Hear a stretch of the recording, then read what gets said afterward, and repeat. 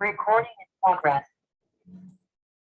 Our agenda, we shall have an opening prayer. In case you wish to lead us in an opening prayer, please keep your hand up, or you can raise up your hand, and then you will be taking us through the word of prayer. Then we shall have a simple introduction.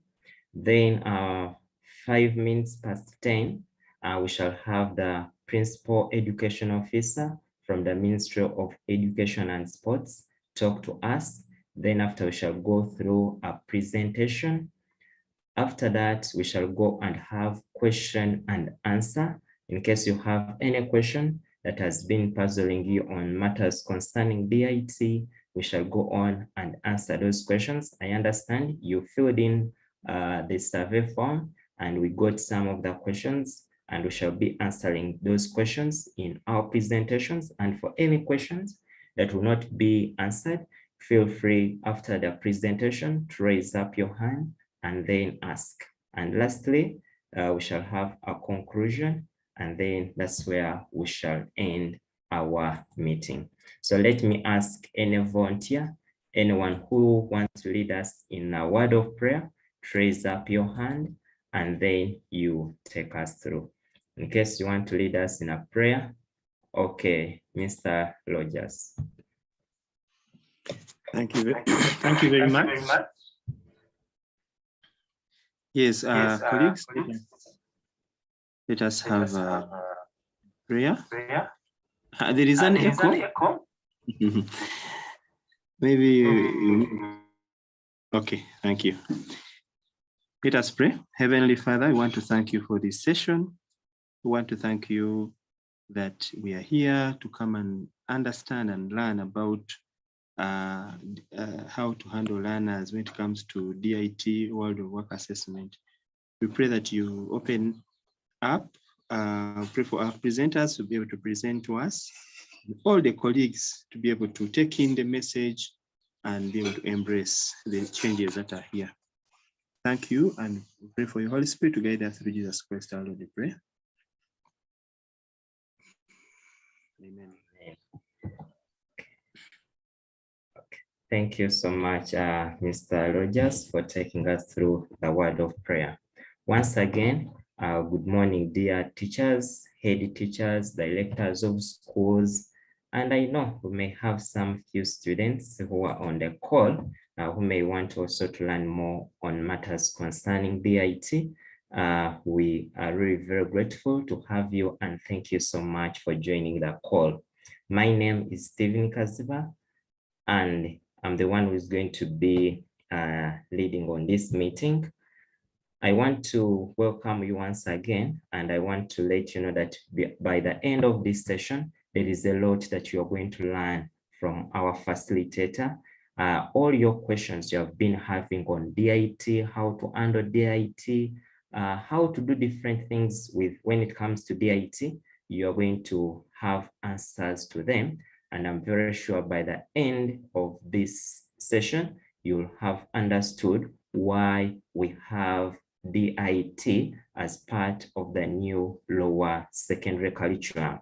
For those who have not yet started on the process, I'm very sure by the end of the session, you will be helped, and at least you'll get there.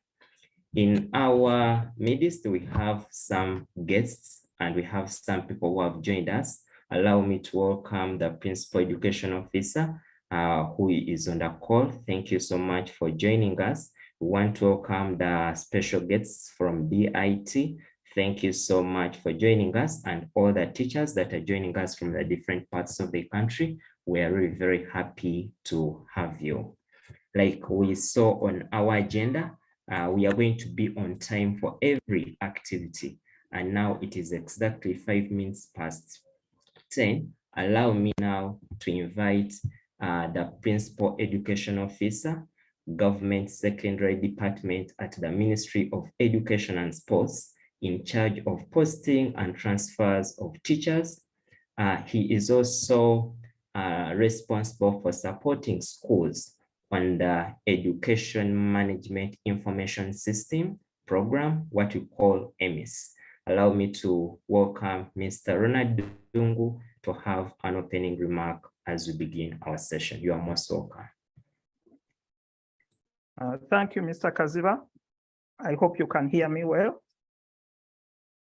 Yes, Mr. Ronald. Okay. Good morning, ladies and gentlemen. I'm very happy to be here, but also I'm very happy to see that this session has been organized so that we can share, learn together, and continue supporting each other going forward. As mentioned, my name is Ronald Ddungu. For many of you, you are familiar with me, but for those who are new to this engagement, we as a Ministry of Education are very happy that the schools have taken off well with the new curriculum. In whatever challenges you meet, we know that you will succeed if you work together as schools. Definitely, as a ministry, we know that not all schools are at the same level. You don't have the same facilities, but we know that in your district, you can plan and work together to support each other. I know that the experts are going to take us through what is required of us by DIT, but the two are moving together with the work for the National Curriculum Development Center, and together we compose the new curriculum. So in that new curriculum, we want the learners to leave school when they have a skill, when they can be able to put food on the table, when they can be able to bring business in the homestead. And of course, what is very important is for me as a mathematics teacher, how does that topic I'm teaching in the classroom, how does it bring food on the table? And I think that is the greatest challenge that we are facing. But together, we need to find the solutions to these problems. So like I've said, Mr. Kaziba, are you hearing me? I can see somebody's hand is popping up. Yes, Mr. Ronald, we are hearing. The person is having challenge with audio. Okay, then they log off and return while they've selected the audio part of it. So like I've said that not all schools have the facilities we need for DIT to come and assess. But the question is,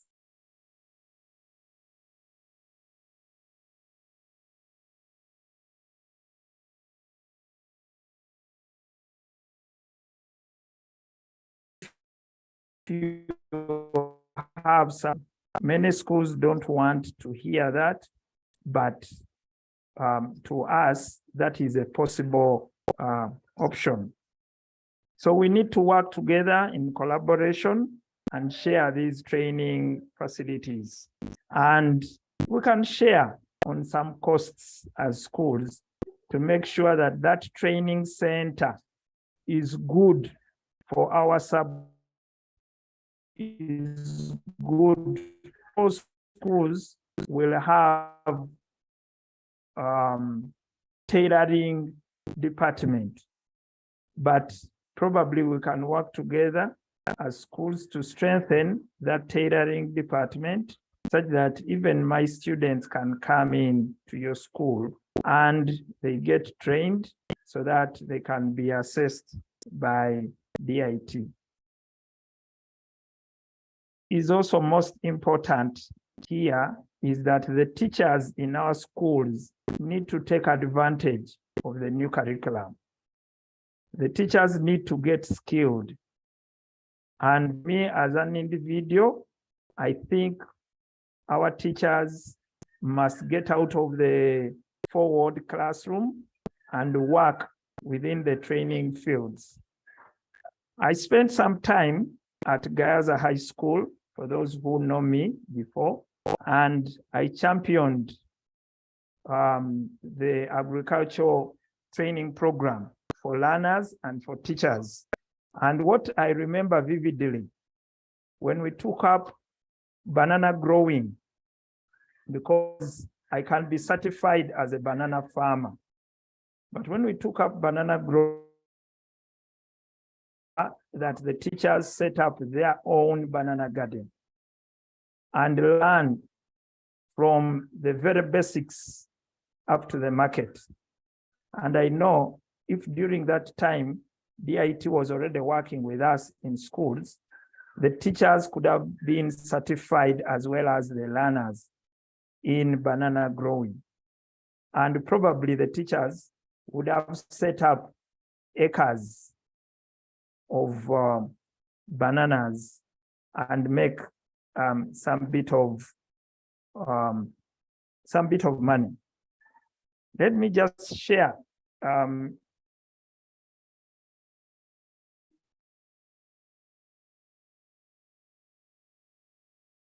Mr. Kaziba, are you seeing my screen? Yes, Mr. Ronald.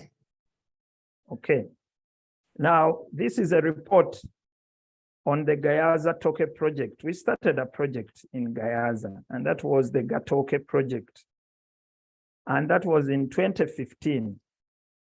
And this had both the side of the learners and the side of the teachers. And just looking at this poster here, this is a presentation of one of the art students presenting the banana project. For us, we used to call it Gatoke project. Now, these are skills taught by the fine art teacher. Now, if the fine art teacher does not know anything about banana growing and does not allow students exercise within the banana garden, then when it comes to teaching them about branding, they will not be able to produce a poster like this.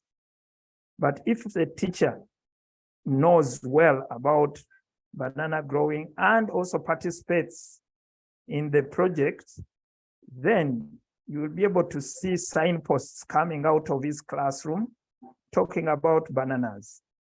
And what am I talking about now? I'm talking about the beauty DIT is going to bring to enhance the practicability of our subjects.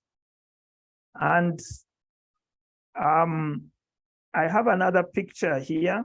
This is now the fruit. And I hope you can see the young ladies harvesting their fruit here. Now, as a mathematics teacher at A level, teaching linear interpolation and extrapolation, we're able to use the banana garden to demystify the concept of linear interpolation.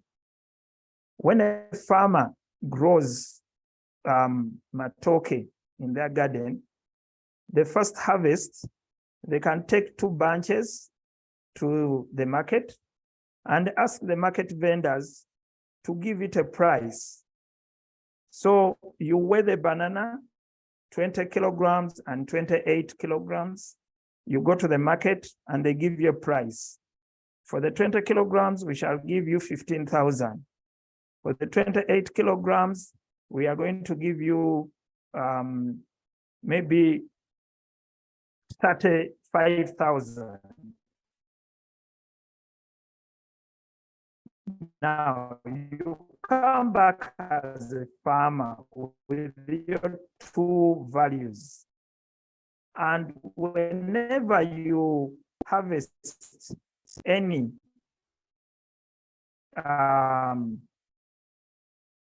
product, you weigh it and you put it and calculate the price. That is, and if it is for the 2 values, to know the cost, that now you find the mathematics teacher on the blocks, and the students are wondering, what am I going to do with this? But that concept is used by farmers to be able to, so that when you come to the farm gate, farmers have been cheated throughout because what is on the market and they don't reach them, comes and buys from the farm gate and goes and makes a lot of money. Farmer. My worker usually tells me there is a banana we harvested, but they gave us 6,000.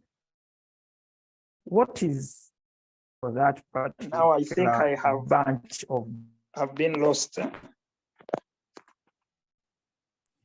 Okay, Mr. Ronald, your network. Can you hear me now from the phone? Yes, you are clear now. Okay. The picture then will be having a challenge, but at least you will hear me now from the phone. So what I'm talking about,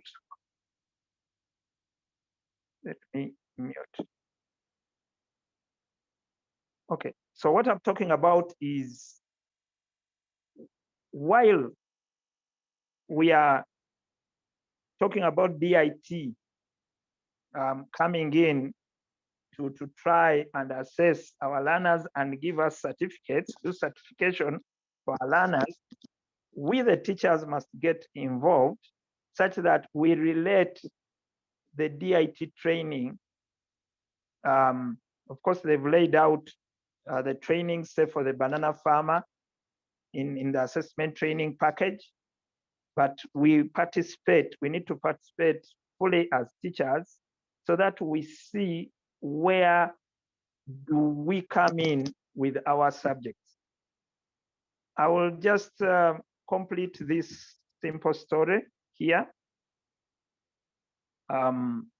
So we harvest, and at some point, of course, there the weighing is there, and those who teach mathematics and physics, weighing are very important skills. When you look at this garden here, this was a mathematical garden, and every student in my class at A level had their coordinate registered, and it was in form of their banana stool. And they were happy learning mathematics as they produced. And if DIT had come at that point, I was going to present all these learners for certification to DIT. And we would have gotten the certificates as a class. So my other request here is, and this also goes to the way we internalize the NCDC, the new curriculum, that we can have a class project. We are talking about students innovating and coming up with the class projects. Now that is at the classroom level, but we can marry the two things. We get the DIT skilling part of it, and we also get the project part of it from our classrooms. And for me, such a school will be able to take the learners through different stages. Of course, here they were learning how to prepare a meal. That may not be DIT, but I want to show you that at some point, we were talking about baking out of the garden to value addition. Now, when you look at this, this is a banana cake, okay? So somebody could have moved, a school can move from growing a certain type of banana to making a banana cake. Now you are moving up the value chain. And of course, this is foods and nutrition for you. There is also a lot of art going on here. The ICT club is marketing the products of the school. So there is a lot of integration of subjects that can come in as we take on a particular line of training.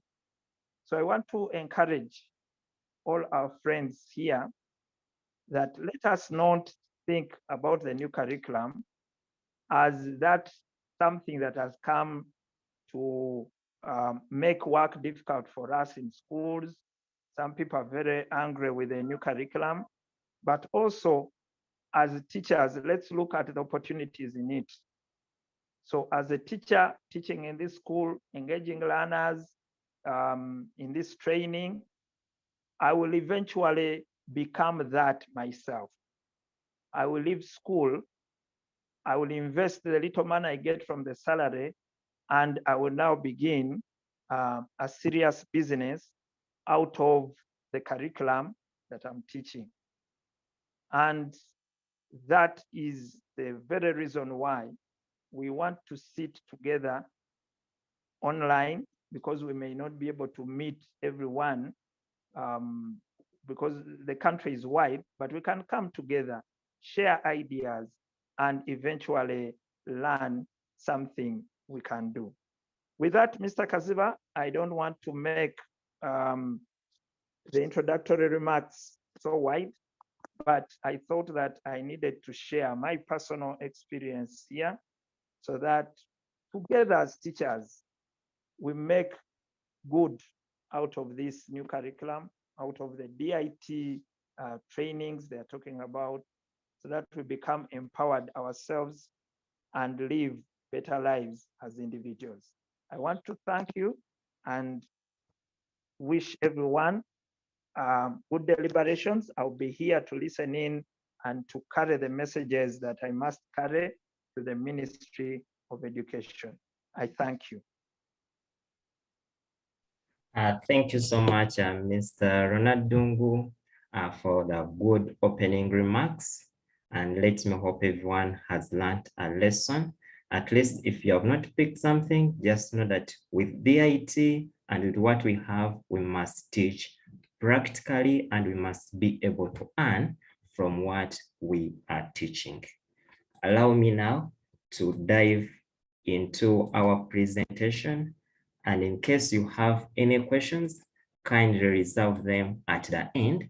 Everything will be answered at the end. Our workshop is on teachers' support on matters concerning DIT, and my name is Kaziba Stephen. By the end of this session, we shall expect everyone to know what is DIT, why should learners do DIT, which occupations are available for DIT, how do we teach DIT, do we know the assessment training packages, have you received them at your school, how are you utilizing them, how does DIT assess its learners. We shall have a look at some sample assessment items like past papers, and we see how we can prepare our learners for assessment due November. We shall look at the certification and a grading scale when it comes to DIT. We shall also look at how are we going to be registering our learners online and also manually for those who may have challenges, though at the moment they are phasing out the manual registration. We shall look at the registration fee per candidate. Then we shall look at many of us want to be assessors, want to be examiners for DIT.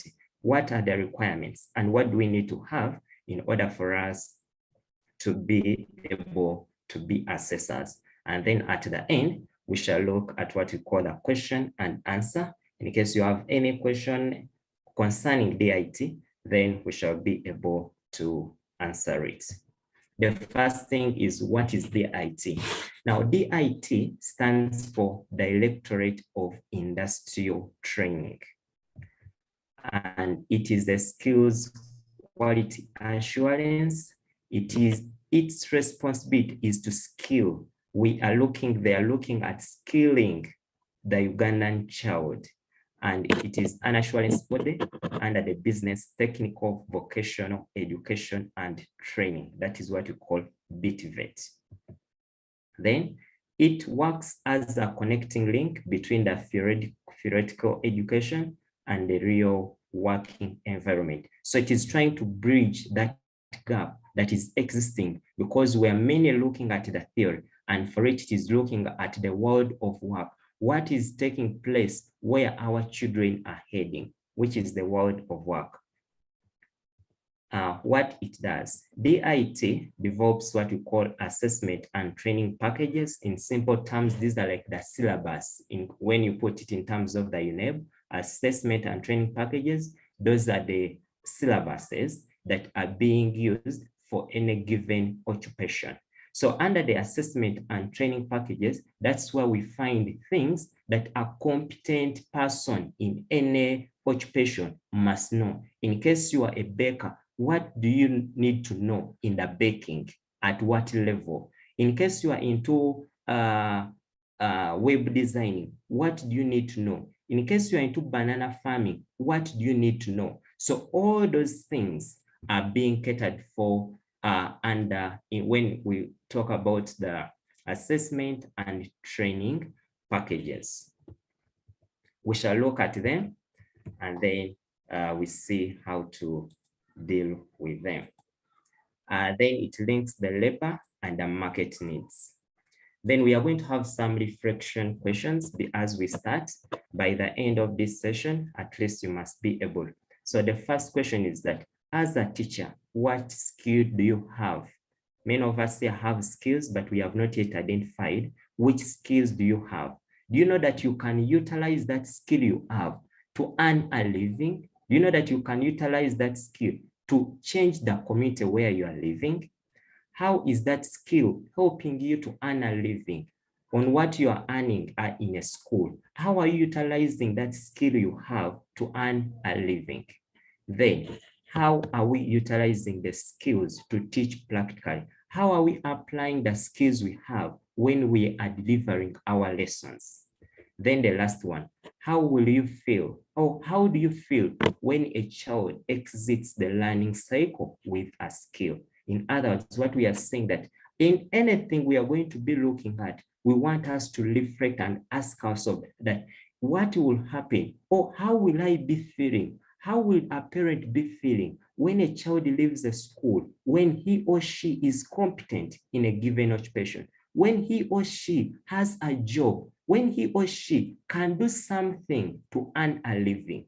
So that's what DIT is looking at, that as the child is leaving school, as a learner is leaving school, as your child is leaving school, does he have something he can do to earn a living? That if things don't work out, God forbid, and maybe he doesn't reach senior 4, will he be able to earn from what he has already, from what he has learned already? That in case a child drops out at senior 2, will he be able to earn from the knowledge he has acquired from school? Will he be able to utilize the skill he has learned in school to earn a living? Let's look at some things. Imagine your child comes out from school as a parent. When he or she knows how to bake, how will you feel? Will this child look for a job, or he can start from here? Allow me to first disable something.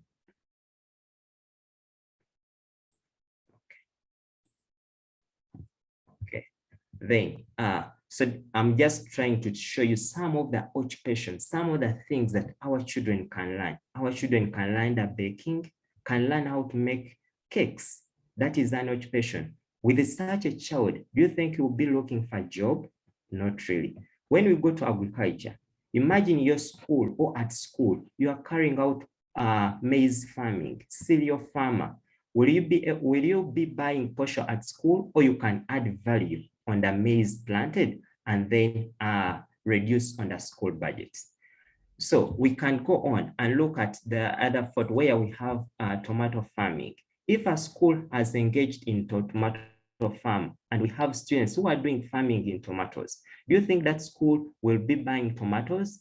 Do you think such a child will be the same like a child who has not gained any school from school. You know that now you can utilize this knowledge to integrate it into what you are teaching. Let's look still at poultry. In case a school has engaged in layer bird farming, in poultry farming, do you think this school will buy eggs? Don't you think that this school, its diet is going to change? Don't you think school children will be able to eat eggs? Don't you think that they can add value and provide a link between these eggs and add value onto the eggs, and maybe they utilize them in doing other things?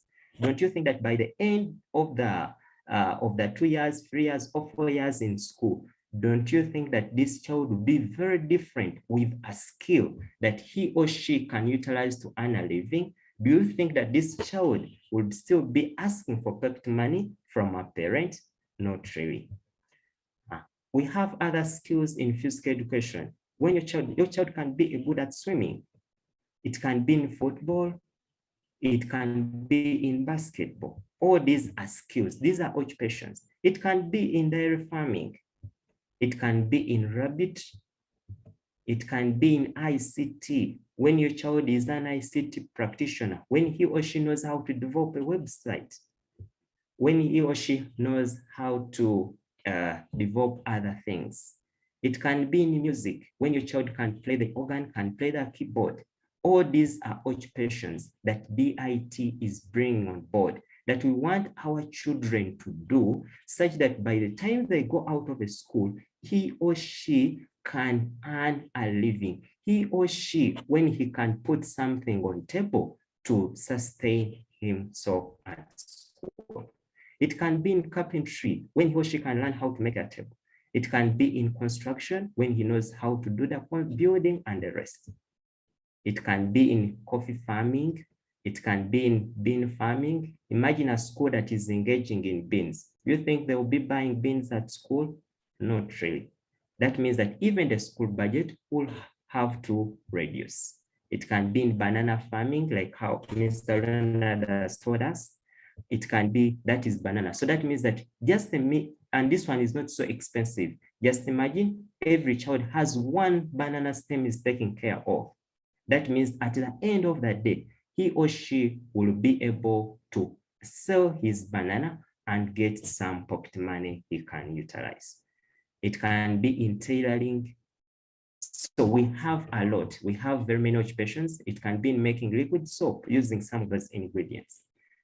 It can be in fish farming. We have schools that have wetlands where you can construct a pond. It can be in tree planting. And this is now where we are heading. And our question is, why should learners do DIT? So one of the reasons why we are encouraging schools to do DIT, one is that we want to curb the unemployment rate.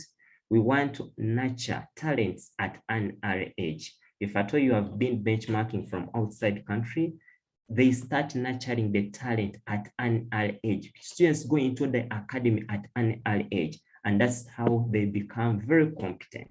We want also to prepare students for a successful change from education to full-time employment. We want to prepare them for the world of work. We want to have hands-on experience in the work field, and also we want them to make the teaching and learning interesting. We want now to have the teachers integrate what they are teaching into what is taking place in the real world, such that we can be able to produce a citizen. We can be able to produce a child that has the skills that are needed in the world of work. What are the benefits when a child does DIT? One, it prepares a student to handle life in the working world. We have said that if at all this student happens to drop out of school in senior 2 or senior 3, he or she will have somewhere he can start from to earn a living. If this student starts his project, or maybe banana farming, maybe poultry in senior 1, and he goes on saving, that means that by the time he or she will reach senior 3, he will have the skills that he or she needs to survive in this VUCA world. Two, there are some skills that this student is going to acquire, and these ones can be obtained as he or she is doing the activity practically. And also the student will have a guarantee of a job after they finish. Just know that at the end of senior 3, once this student has been assessed and is competent, that means he will have a job, and the only thing we need is just to start. If someone has been doing baking from senior 1 to senior 3, by the time he reaches senior 3, it means that this student is competent, he can bake the cakes and he can sell them. So that is where we want to head, that when these children leave school, let them have something they can do to earn them a living instead of going to streets to ask for jobs, to look for this and the other. And what is the theme for the lower secondary curriculum? Our theme is to produce a secondary school graduate with employable skills that are competitive in the job market. And what are those employable skills? It can be tailor, it can be weaver, beautician, hairdresser. We have very many of these skills as you look at the screen. All these are skills that people in the real world are looking for. They're looking for people who can construct, they're looking for carpenters, they're looking for bakers, people who can cook, people who can use the ICT gadgets and the rest of that. So that is where we want to head, that let these students have these skills at an early age, and as they grow, these skills will help them to earn a living and will produce a child. But we are not only going to concentrate on the students earning from their skills, but we want also the teachers to earn from what they are teaching. So in DIT, we have what we call occupations, or what we call the occupation profile. And this one describes the duties and tasks someone who is competent in a given field is expected to perform. In case you're a baker, there are some things that we shall expect you to do as someone who bakes. That you know how to make queen cakes, you know how to make marble cakes, you know how to do this and the other. In case you are someone who is competent in ICT, we shall expect you that you know how to use all the office packages, you know how to do this and the other. So that's what we call now the occupations. Which duties and tasks are expected from someone who is competent in that given field. And it is from this that we know that everyone, at least most of the teachers, we have some of these skills, but we have not yet discovered them. Yet, if at all we discover them now, it means that we shall be able to train these learners, and we shall also be able to perfect our skills. And at the end of the day, we shall be in position to earn from what we are teaching. Now, which occupations are offered by DIT? DIT has about 120 occupations that are available. In fact, there are now more than 120. When you go to the website, we shall see all the occupations. There are about 120 occupations for students at O level or for students. And then these occupations are clustered under what we call the pre-vocational subjects. When we talk about pre-vocational subjects, we have some subjects that lie under that category, and allow me to share this. And when you look at my screen, the first vocational subject is agriculture, and these are some of the occupations that we have under agriculture. But as a school, you may not be in position to do all these occupations in agriculture, depending on the resources we have. So what are we to do? You look at the occupations that are available in that given cluster and choose the ones you can manage. Much as you can do all, but time may not allow, resources may not allow. But look at the resources, look in your area. Which one do you think will work well? In case maybe I'm in Imbarara, I know very well that people in Imbarara, these students can be interested in cattle farming. These students can be interested in banana farming. So that means that when I have my school or when I'm in school, those are the ones that I can choose under agriculture. In case maybe I'm in Lugazi, I know tea is around, I know I can deal in this and the other. In case I'm in Imbali, I know coffee goes in well. So we can have our students take on the coffee farmer. We can have ours, because here even they have experience, they have been doing it at home. So here you are just adding on more on what they know, and at the end they can be very competent. So that is under agriculture. So in agriculture, we have about 21 occupations. Then in art and design, we have people who can do the weaving, we have the knitters. So these are the occupations. But as a school, you select the ones you can manage, the ones you can be in position to handle. We may not be in position to handle all, but you look at the occupations you have and then ask yourself, which one will favor me? Which one can I take on, depending on the nature of the students that we have? Then we have performing arts, the dancers, the singer, and the rest. So those are the different occupations. Technology and design, you can look at them. Those are the ones we have.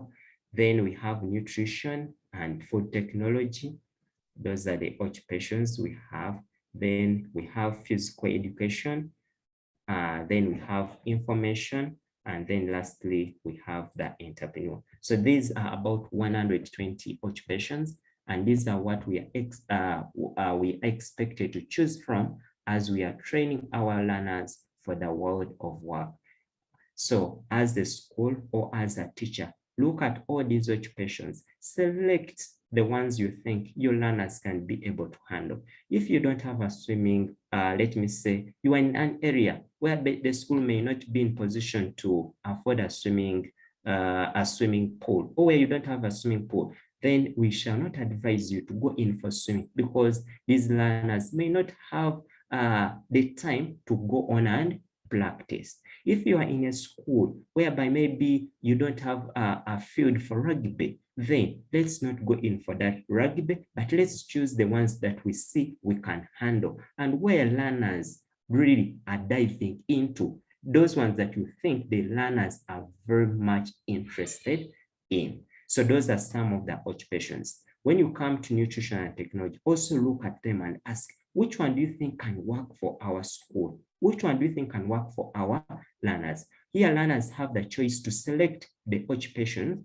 they want. But as a school, as a teacher, you must sit down and then look at what they have chosen and ask yourself, shall we be able to handle, or we shall need very many other resources to handle? So for that one, we need to be very careful on it. But how are we going to teach these occupations? So when we are handling the occupations, we have what we call the assessment training packages, or like what I call the assessments, that contains what we call the modules. Here, when I talk about modules, I'm like talking about what we call topics to teach. Take an example. Let me look at baking. Now, this is the assessment training package for people who are going to do baking. And it lists out the requirements. It lists out the modules that someone at level 1 is going to be doing. So people who have finished P7, they go in for level 1. I will talk about the levels later on. So as a baker, you look at what you have in the syllabus. Now, this is our syllabus. So I will open the syllabus. I come on the first page, and I ask myself, what topics, or what we call modules, what modules am I covering, and how am I going to cover them? So these are the modules. So under baking, we have 5 modules, 1, 2, 3, 4, 5 of them. And you must cover them using 1120 hours. But you ask yourself, where will I get these hours? But remember, we have 3 years to prepare learners for this assessment. So learners must be able to make cakes and cookies. Learners must be able to prepare and bake pastry products, yeast, dessert, and so on. So these are the things as a teacher that you must be able to cover with these learners as they progress from senior 1 to senior 3. So these are the modules. Then you go on. In those modules, they are broken down again into what you call like subtopics. Let me use that language of subtopics. So when you look at making cookies, it is further divided into what you call subtopics. And in each of those subtopics, there are some things, there are particular things that learners must be able to do. So when you look at the competence, it tells you that by the end, the learner must be able to make cakes, must be able to make cookies and biscuits. And what learning working areas are needed. So these are the things as a teacher that you must look at, that these learners must be able to prepare cakes. But also when you go to cakes, which type of cakes do they need to know? So you, as you are teaching, you can say, I must teach them how to make queen cakes, teach them how to make marble cakes, sponge cakes, banana cakes. Like you had Mr. Ronald telling us that after growing your banana, add value. So we can use the banana as we have grown in case we have a group that is dealing in banana to come up with the banana cakes. You have to teach them lock bands, jam bands, and this.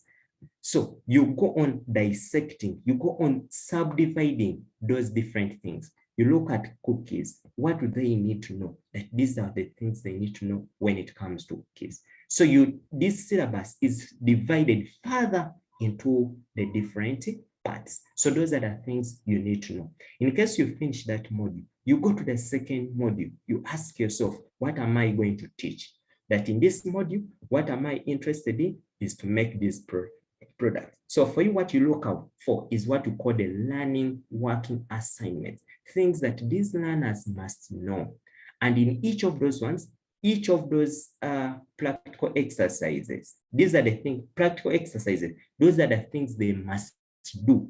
These ones they must do, and they must be able to know it, how to do it. So in case it comes, they must be able to make cheese straws, cheese biscuits, and so on. So practical exercise, those are the things they must know or they must do. And they must be able to do them competently without the help of the teacher. So those are the different things. So each of those modules, you go on preparing learners. Remember, it is for 3 years. So you must go in preparing them to be able to do that. So how are we accessing these training packages? So when you look at my screen, you go to the DIT website. So this is the DIT website. Once you click on the DIT website, I'm going to drop this link in the chat for those who can. I have dropped that link. Sorry, let me drop it there. You can drop it there. So when you go to this website, you come and look for where we have ATP booklets. You click there. This is how we are going to be accessing the booklets. So once you click there, you are going to be able to access all the training packages that you want. Take an example. Someone wants maybe to talk about technology and design. Maybe you want to talk about performing arts. I click performing arts and I search for that ATP that I want. So once I click there, I'll be able to get the ATPs. Take an example. I'm interested in having someone who dances. If at all I don't have access to it, I click on it. After clicking on it, you'll come and then download it. So you download it and then you save it on your laptop or on your phone. So that is how we are going to be accessing those manuals. So after downloading it, you save it. So in case your school has not yet gotten the ATPs, kindly let's use the website to access all those ATPs that we have not yet accessed. So the ATPs can be obtained from the DIT website. When you look in the chat, that is the link that you can click on to access the DIT. But like we have said, that one of the things that is going to take to limit us is going to be the time, meaning that as a teacher, as a school, you must plan early. You must plan if at all you want to do all the modules. Now, how am I handling? I wanted to show you how I'm handling, or how some schools are handling. There is a school here. I'm going to show you how they are handling it. Now, for them, what they do, this school, this was last year.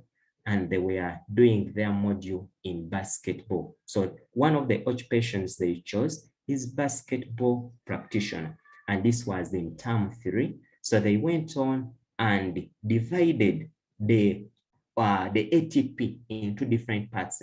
Like they said, in first term, we shall do this. Second term, we do this. Third term, we do this. So I'll come and I say, in this term, what are we going to do? Select the things you are going to do. So now they planned whether by that term, these are the things that our learners must be able to do. So one of the module titles was Establish a Basketball Court, and they went on and subdivided them into the things that their learners must be able to do. So these are the things that they said they looked in the manual and they got, and they were able to teach them. So they went on and looked at the second module. So this term, because third term usually has very many days, so they were able to do even playing the basketball, and they taught them the skills. So when you get that ATP, please go on and divide it into different small portions that you can be able to handle every term, such that by the end of senior 3, you have handled all the different occupation, all the different modules within that area. Let me hope we are okay on how we are going to be handling it. However, we are going to let me first continue, and then I'll be able to get there. Okay, then I'm going to talk about the assessment. So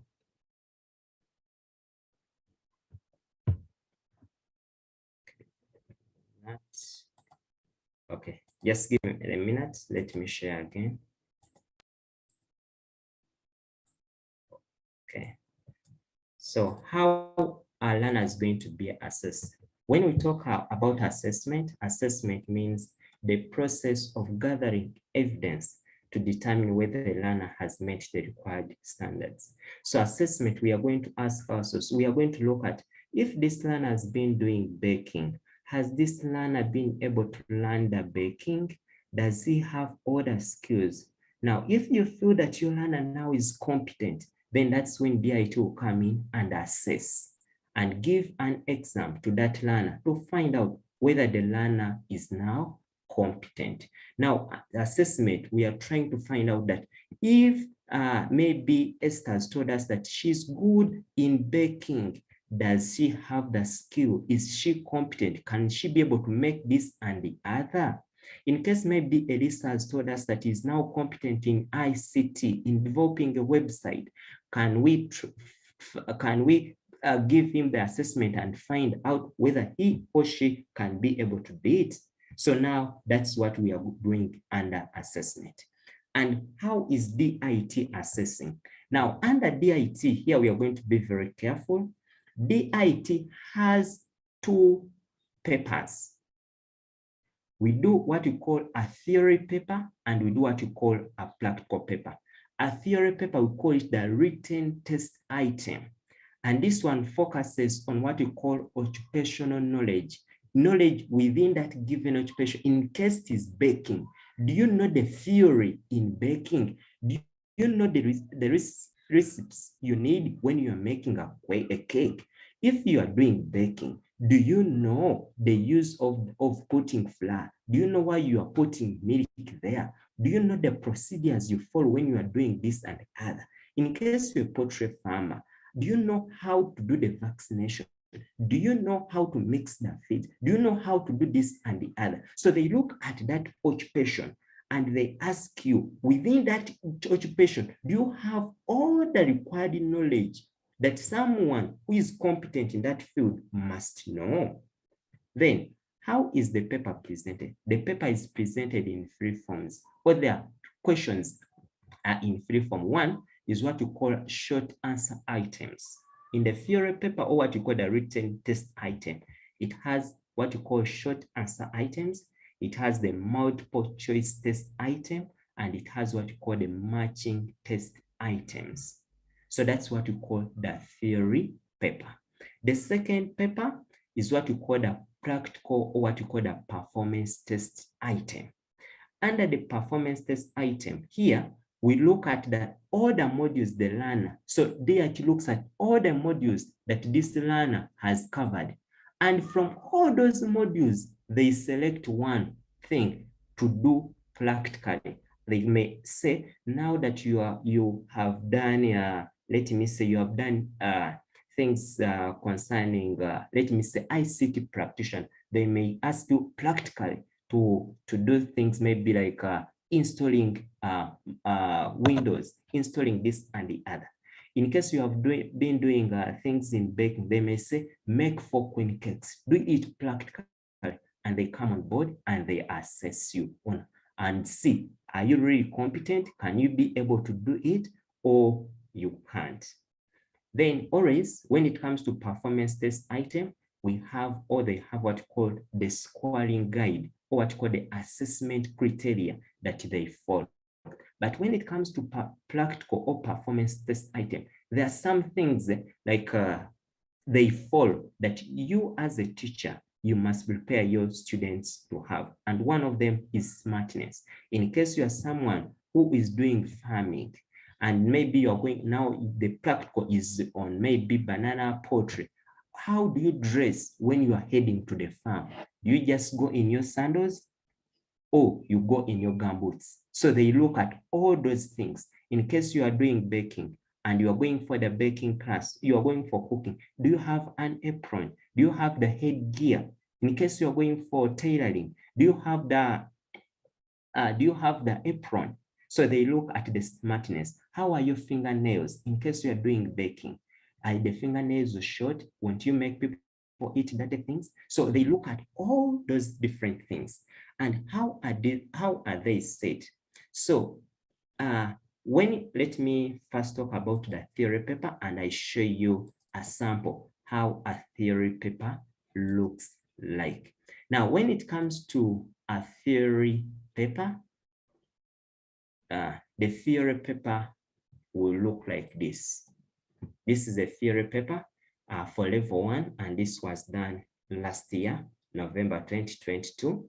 One thing you need to know that DIT does assessments every month, as long as your learners are competent and are ready. If you feel that they are ready even tomorrow, you can invite them and they do assessment. But every month they have a date where they do assessments. So now this was assessment for Taylor, and this is the paper. Like I told you, it has 3 sections: section A, section B, and section C. And we say that in these sections, we may have a matching test item, multiple choice, and short answer items, and all questions are compulsory. So when the candidates are going for their paper, they write here the registration number. Every candidate will receive a registration number, surname, and other names. So these are the objectives. However, like we have said, these objectives of the multiple choice items will always be connected on that field. In case it is soccer, objectives will come from soccer. In case it is the computer, they will come from that given occupation. In case you have banana farm, all the objectives come from that given occupations that you are working on. So those are, that is how the paper will look like, or that's how the papers for DIT look like. So those are the objectives, but those objectives focus on function understanding of the occupation that your learners are doing. And then, like I've told you, we have what we call the short response items. So short response items is that you just you answer. They ask a question, you put your answer. They ask a question, you put your answer. So those are how the questions look like, and that's how the paper looks like. Then like now in the paper, we shall always have that entrepreneurial calculation. Some of them, okay, it may not be in all, but that entrepreneur, because at the end, we are asking ourselves, how will the learner be able to earn after he or she has learned this skill? After he or she has done this occupation, how will he or she be able to gain from that occupation. So you'll find some calculations, and these calculations are business calculations that give the idea on what takes place in the world of work. That maybe in case you are into website, into what, how do you make the quotation for someone who has come to design for him a website? In case you are an entrepreneur, how do you charge someone? So those questions will be related within to that field. Then we said you have what you call the matching and the sequence items. So these matching or sequence items, this is how they look like. At times it might be arranging things in order, asking how on this, in case maybe you're doing in farming or in poultry, they may put things in a disorderly way, and then they ask you to put them in order. Which one comes first? That in case I'm going to bake, what comes first? Is it mixing flour? Is it mixing this and the other? No. So now that's what you need to do. So that's how the paper and all the papers for the different occupation, that's how they will be looking like. But do not worry, we are going to share some of these items with you such that we can be able to prepare our learners for assessment when it comes to November. However, also when you look at the assessment training packages, the last pages in your ATPs have some samples of the assessment numbers. Like when you look at the very end, you'll find those items there. So please, we can use these ones for now as we wait for other more samples to come to see how we can assess our learners. These learners need to be shown how they are going to be assessed such that we can be in position to prepare. So at the end of the assessment training packages, for every occupation that you are doing, there are some sample questions that you can use to test for your learners, that you can use to help your learners know how they're going to be assessed. All the assessment training packages, you'll find these examples there. Then, now that is about written test item. Now, when it comes to what we call the performance test item, or what we call the practical, before you sit in for your paper, before the learners sit in for the paper, they are going to send to your school what we call the cutting list. A cutting list is like a confidential for science teachers, is like a confidential that contains the items that you must buy for your learners, or what the school must have for your learners. An example you can look at, you can look at my screen. When you look at my screen, this was the cutting list for a tailor level 1 in December last year. And the school was told to buy materials like chitenji, 2 meters for each child, medium stiff paper, a 1/4 meter, button size, 16-18 swing thread. But on these ones, there are other materials that as a school you must buy. But that means that on that day, these are the main materials that each learner must have on top of other things that a tailor must have in his or her kit. So for all those performance test items, they will be sending to you the confidential, or what you call the cutting list. And now this one tells us that now as a school, as we are preparing, we must put into consideration the cost for these materials or for the performance test item. But that one, allow me to have that discussion at a later time. So let me show you how is the performance test paper. How does it look like? Now this was for last year. Still I'm using the example of a tailor. So this is how the paper looks like. Now, when it comes to performance test papers, for them, they take long hours. Some may take 4, some may take 5 hours. Some may take the whole day, some may take 6 hours, depending on how the question looks like.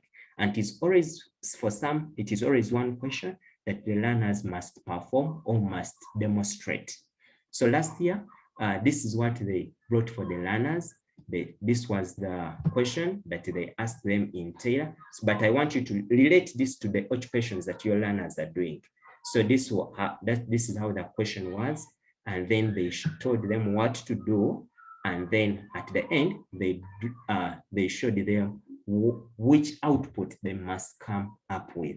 So last year, this is what the learners did in December when it came to assessment concerning a tailor. In case it is in baking, they may tell them that please make 4 queen cakes, make marble cakes, make sponge cakes, and so on. In case it is hairdressing, they may tell you make this kind of hairdress, make this and the other. So that's how the performance test items will look like. But remember, these costs for these materials to use in your performance test item are not included on the registration fee you pay.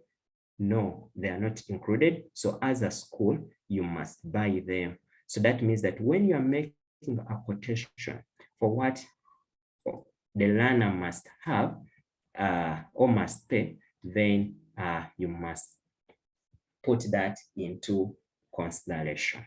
Okay.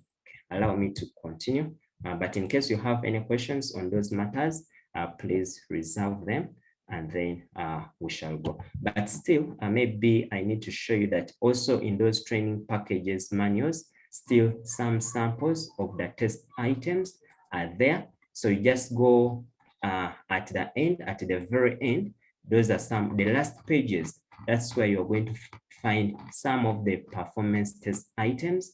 They look like this. This is now for baker. So this is the thing. Now this is like the question. They tell them that make and present 6 queen cakes, and then the assessor will come out.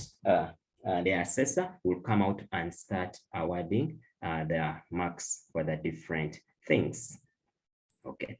I may request, in case you joined using 2 gadgets, some of your friends have been locked out because the meeting is to full capacity. So in case you joined using 2 gadgets, I may request you to drop off such that you create space for 1 person to enter. Okay. Then how do you register? Now, registration for centers, in case your school has not yet gotten a center, how do you register for a center? Now, one, use schools, or what we call the universal secondary education schools, do not pay for registration and assessment fees for their candidates. So all children in government, in what we call the youth secondary schools or the seed schools, are not paying for center registration and assessment. So those candidates or those students, the government has already paid for them. But for them, the only thing that they may go in and pay, it may come on the things they use in what? In practicals. So as a school, you must plan the things they must use in practicals. That one will be on the school costs as a school. So you may do something to see how you may come up with what they can use for their practicals. But what about for schools that have not yet registered? What do they do? Now, for any school to be eligible to get a registration center or to get a registration, what do you need? One, that school, you must have a UNEB center number. That is one of the requirements, that you must be a school with a UNEB center number. And once you have a center number for UNEB, then that means you can be in position to get the DIT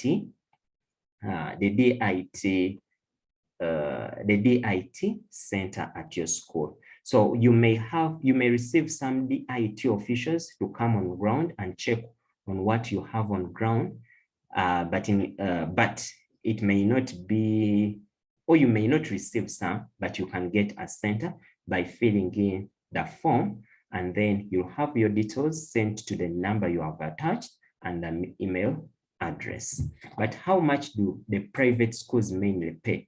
Now, to pay for a registration or to get a center number, you'll have to pay 350,000 for the center number for schools that have not yet got the center numbers. And when it comes to assessment, per candidate is 80,000 for level 1.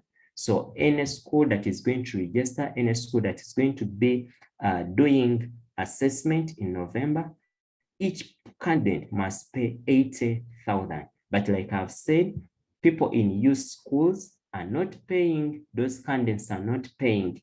But now as a school, this is where I want us to be very careful. Like I've showed you that those test items, the practical test item, there are some materials that they are going to send to you for you must have at school. So meaning you must cater for the cost of those materials. So as you are making a quotation for what the children must pay, please do not forget for the practical test item. Otherwise, in case you don't budget for them very well, it may go onto your cost. But some schools, in case the budget is good, you may cater for them. But now, what are some schools doing? Now, what some schools are doing that on top of the 80,000, in order for them to cater for the materials to use during the practicals, some schools have added on some 20,000. And this 20,000 is the one that is going to cater for these practical test items. So at the end, these schools are telling the learners that 80,000 is going to be for your registration, and the 20,000 will be the money we shall use to buy for the materials to use. Like I showed you when it came to, you remember when I showed you this? When you look at these materials, now these are the materials they give. So that means the school must be able to go and buy the change, must be able to buy the stiff paper, big size, and this. So when you approximately, I just say this is around, it might end up with 20,000. Remember, you're going to buy in bulk. So that's why I'm using 20,000. But in case you have very many children, you can add some 10,000. But this one first sit with the teacher on board and then decide on how much you should add on the top of the 80,000 to be in position to cater for the practical test items, or what we call the cutting list. Remember, every occupation may have some materials that are needed for the practical. In case it is baking, you'll find the material. In case it is hairdressing, you'll find the material. In case it is in technology, you'll find the materials that are needed for those practicals. So please plan well when you are telling the candidates how much they are going to pay for DIT assessment when it comes to private schools.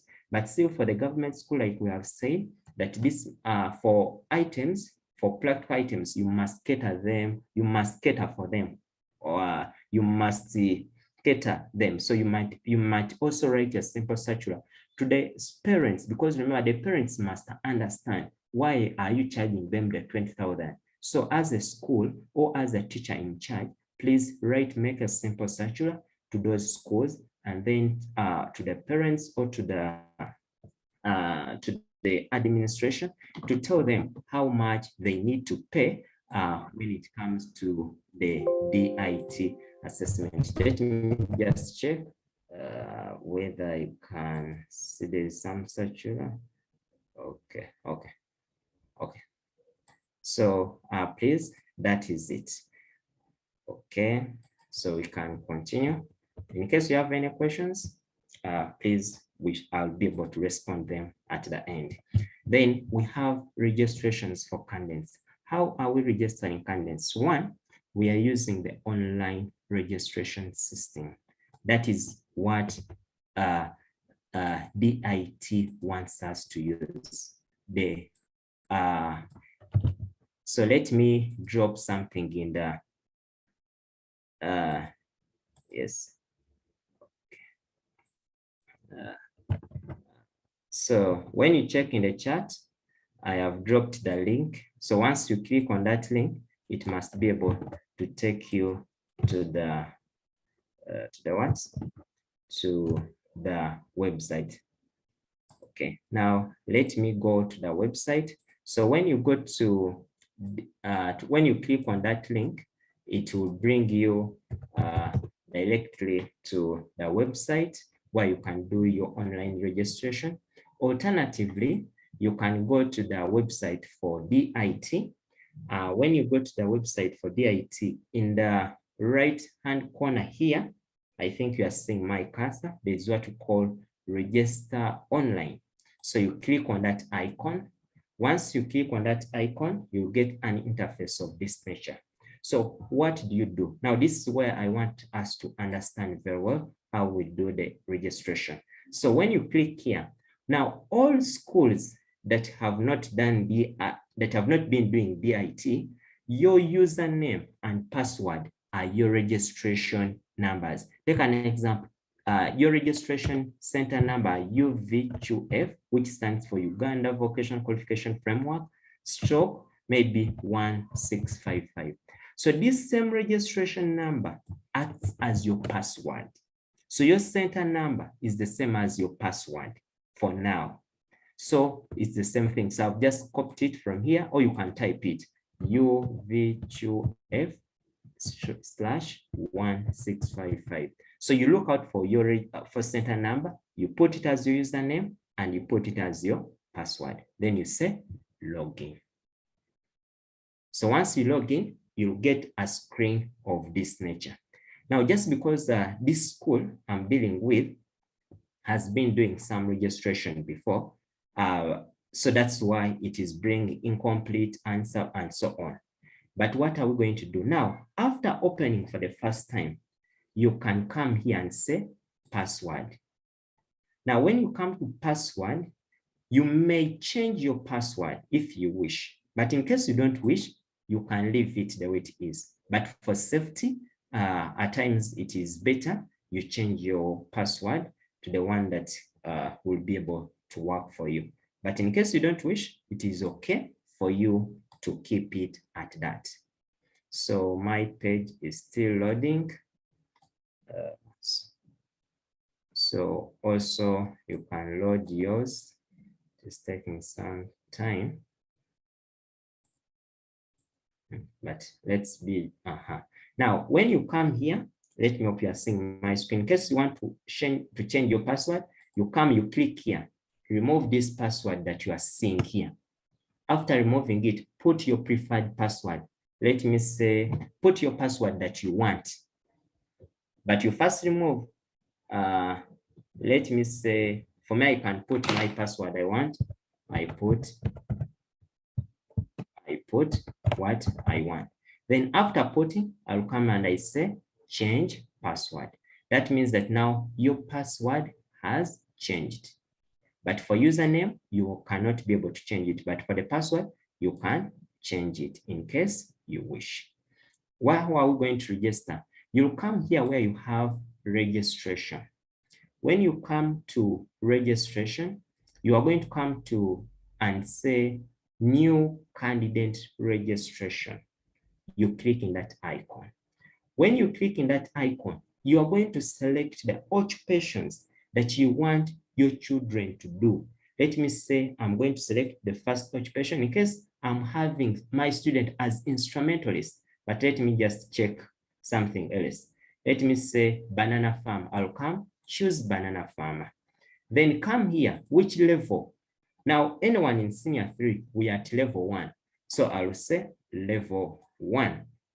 Then they're going to ask you, training starting date. When did you start training your learners? Now, in case you started in 2020, 2021, you put the date, maybe 10th, maybe it was Feb, which year? Maybe 2021, depending on when you started. And when are they likely to end? Maybe you say, I think by maybe October, they will be competent. So I say maybe 23rd, which month? That is October, and which year? 2023. So that's when you think they will be competent by that time. So that is the end date. Then which proposed month for assessment? So now our month for assessment, the one we are choosing is going to be November, since we are going to be assessed in November. And which year? This year is going to be 2023. Then assessment center location. Where are you located? Then now in case for you are in Webaja, you put Webaja. In case you're in Kampala, you put Kampala. But just you place this and then they will be able to show you where you're located. So after doing so, you say save and continue. So that means that now you have entered entries for that. Now, in case you want to enter candidates that are doing banana farmer, what are you going to do? You're going to come here, scroll like that. So you are going to put in all those details. So what am I going to do? I'm going to come here where there is click to add a candidate. So I'll come, I say add a candidate. So now this is my candidate. So I'm going to come and say, what's the name of the candidate? The name is Kaziba. Last name is Stephen. Does he have another name? That maybe no. When was he born? Maybe 12, maybe May, which year? Maybe 2007. I'm just assuming. Then after doing so, what is his gender? Male. Does he have a name? In case he has a name, then you go and put it there. Does he have a telephone? So anything with a star, that one is mandatory. You must fill it in. Then you come, which nationality? Is he in Uganda? In case you can type here and you get your Ugandan very quickly, that it is a Ugandan district, that this boy comes from Buyukwe, you put Buyukwe. Home village, maybe you say Relu. Which sub-county, in case you know, you say maybe Buyukwe. Then you come, which village, maybe Seruti. Any form of disability that you know. So those are the first things you fill them. After filling in those things, you are going to come and say, choose a file. Now here you are going to put in your image, but the image, the format of that image must be either JPEG or it can be a PNG. So you say, choose file. Now I have already created my folder with some photos. So this is a sample photo. So I place that photo. So once you place that photo, it will come and save itself in that uploaded area. Then you come academic level. Then when it comes to academic level, record of highest academic level, where did he achieve? That this was a primary kid. Which award did he get? That he got a PLE. Which year did he sit? That he sat in 2019. Then you say here, PDF, here, scan the pass slip for PLE, and then you attach it. So I'll come here, choose the file. Now, since I have it already, I think the pass slip is here. I'll just click in it and it will attach itself here. Then you continue. Have you been assessed by DIT before? That you know. Which language do you want? Here, you put your language. In case you want to be assessed in Uganda, you put Uganda. In English, Chinyankole, and so on. So you put English. Then, who is supposed to be? Is it government, enterprise, self? Maybe it is so. Then after doing all that one, you say add candidate. Oh, there is something I did not fill. Institution. So institution, this one shows you where did he get that certificate or that result slip from. That maybe it was at, let me say, Marongwe Primary School. Okay. Then I'll come and say add candidates. So now once I press add candidate, the candidate will be added into the system and they will show you that your candidate added successfully. So that means that now when you check on your board, you will see that Kaziba has been already added onto the system. But maybe in case you have made a mistake somewhere, can you edit that? Yes, you can edit. In case you have made a mistake, you come here and edit candidate information. In case you have made a mistake, and then in case maybe you look at the PLE thing, maybe you have not attached the right thing. Now this is the one I scanned. Then you say, okay, let me make the corrections. Then I'll go back here. And now what, after doing all that one, then you can come and all the fields must be completed.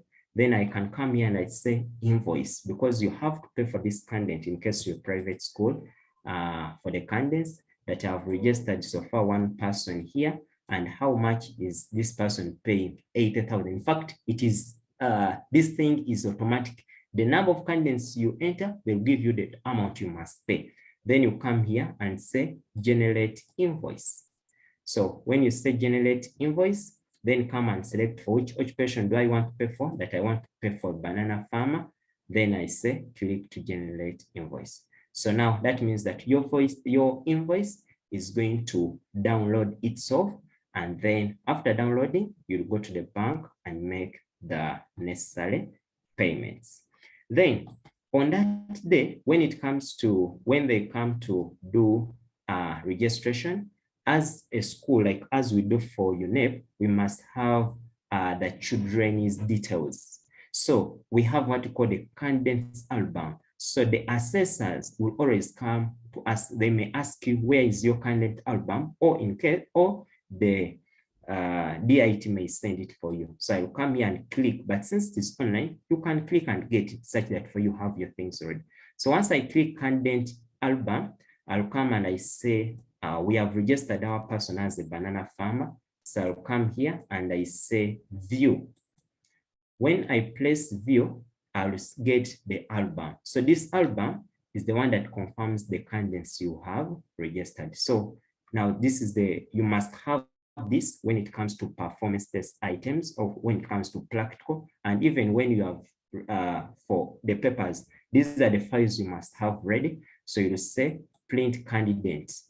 Then after you do the printing, and then you'll be able to you save it, you download it, and then you have that file ready. So when they come for assessing you, they'll be requesting you to have that file ready. So that's how we shall be printing. So this candidates album is really very needed whenever it comes to doing the DIT exams or assessments. I'll go back to my dashboard. So after doing all those things, like we have said, you come submit your registrations, you click there, attach and submit, you'll be submitting. But these entries, for them to get submitted, you must have the invoice submitted. So once you attach your invoice, then they'll be able to do what? You attach the photo of your invoice. You take it as a PDF and then you do what?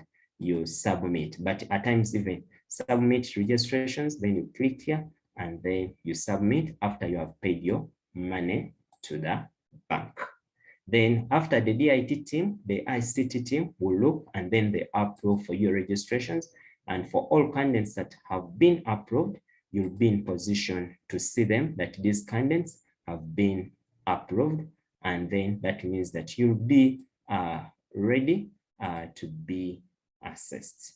So that is briefly how we are going to be doing the online registration for our senior 3 candidates that are sitting in November.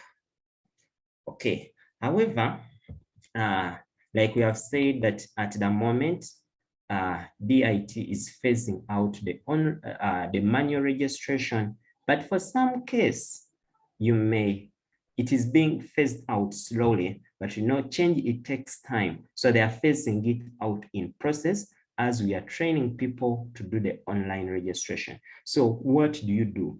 In case the online is still giving it a bit of challenge, then you can use the manual.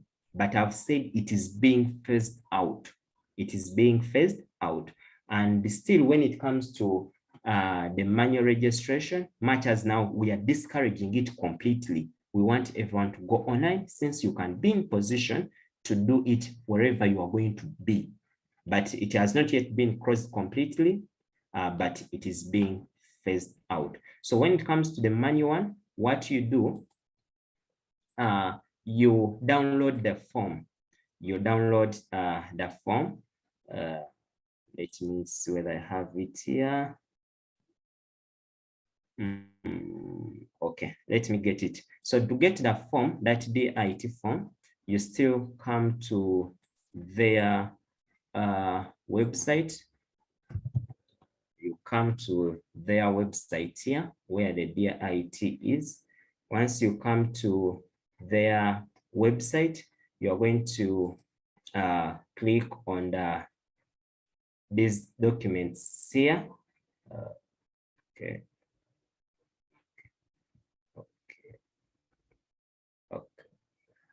Okay. I'm going to get that form. I'm going to, okay, just give me a minute and I get it from and I get it here.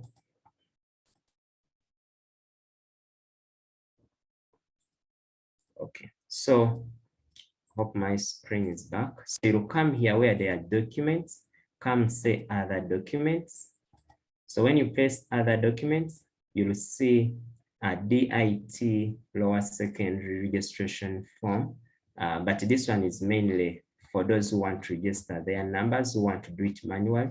So this is the form you fill in case you want to do center registration manually. But like I'll say, let's first try to go digital. And then in case things do not work out, then that's where we need to go for manual. But we want to encourage that every school uses the online, because whenever you'll be in position to do it. When it comes to manual, still the form will look the same, but the only difference will be that for it, okay, let me get application. Okay, let me get it here.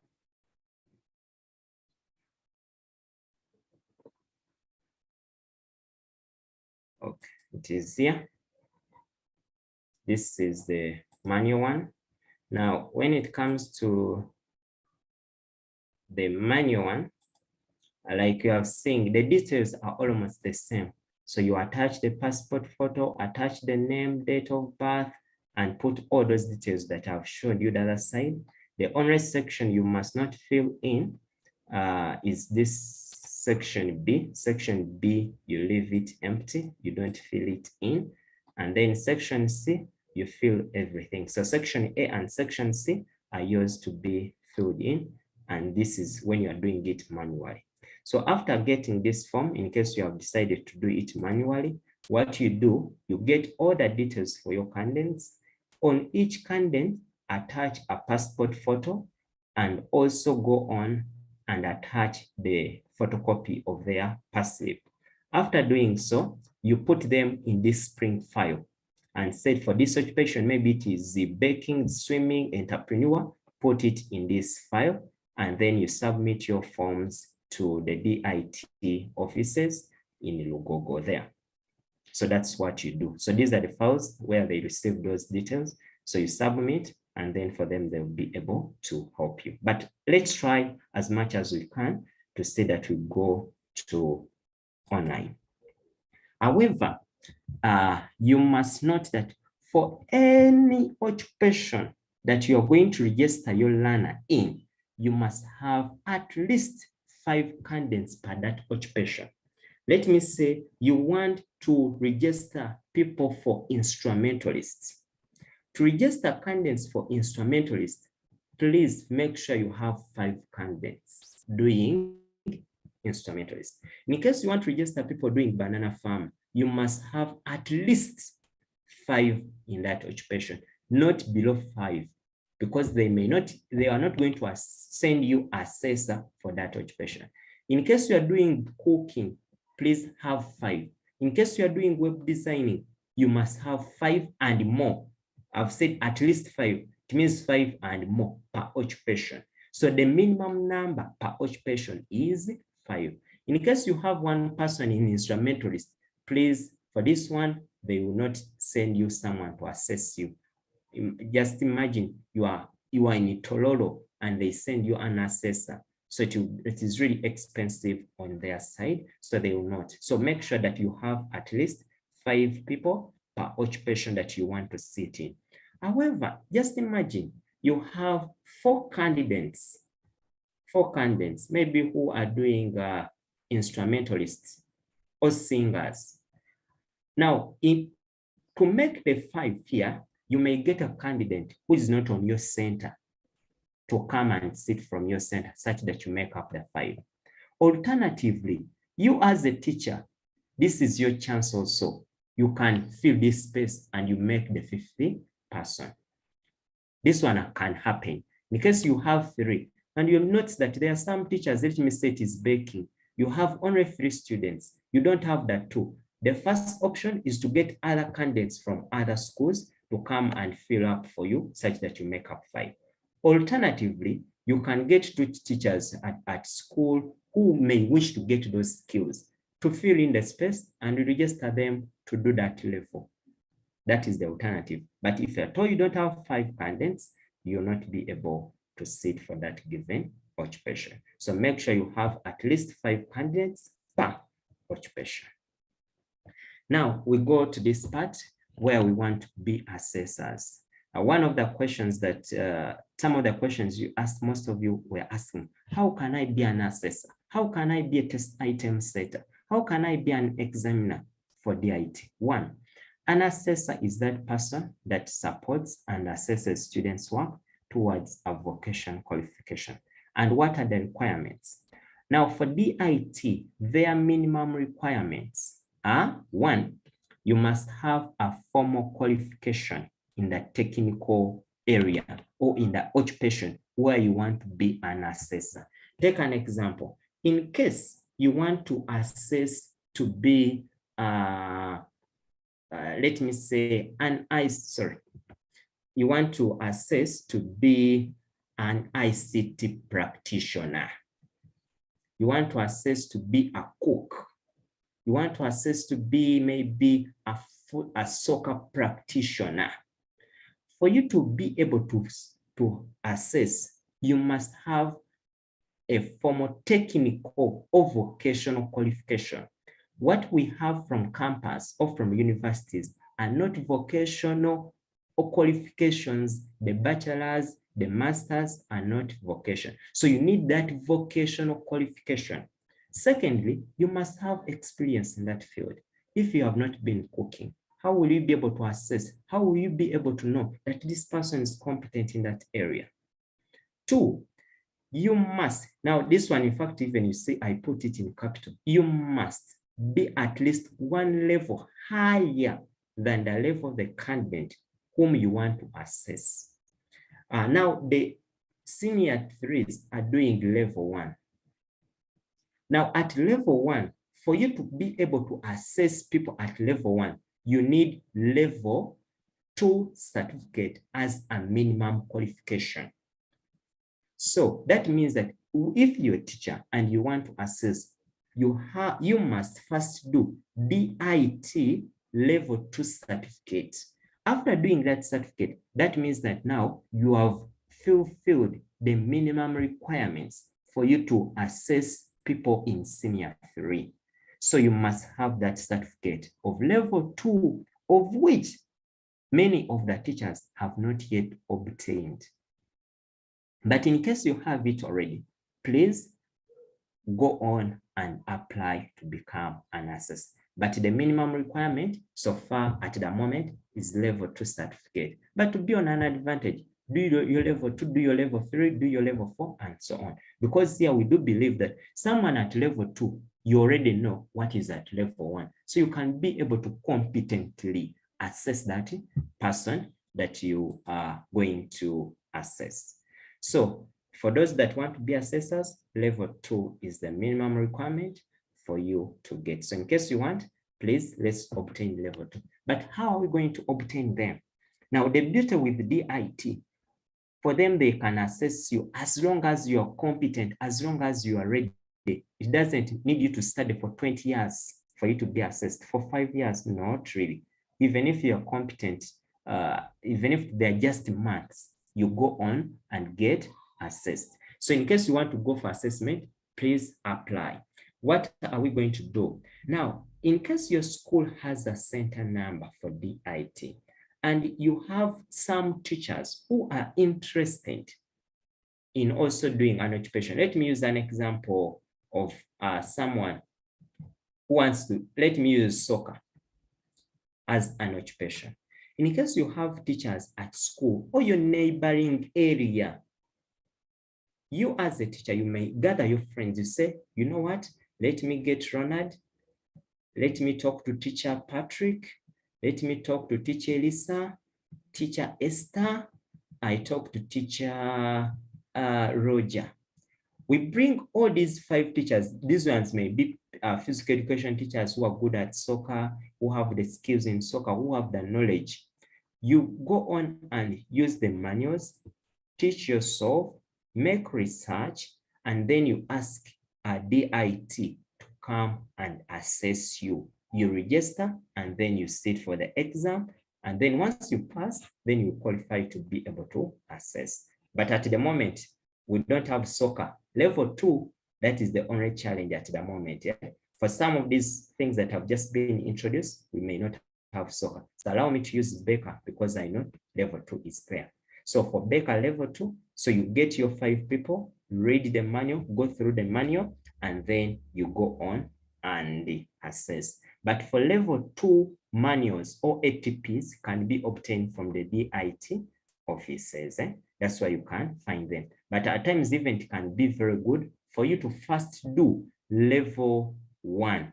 After doing level 1, you go on and do level 2. And the beauty with these things, you can do them within 5 months or 6 months, as long as you give yourself time.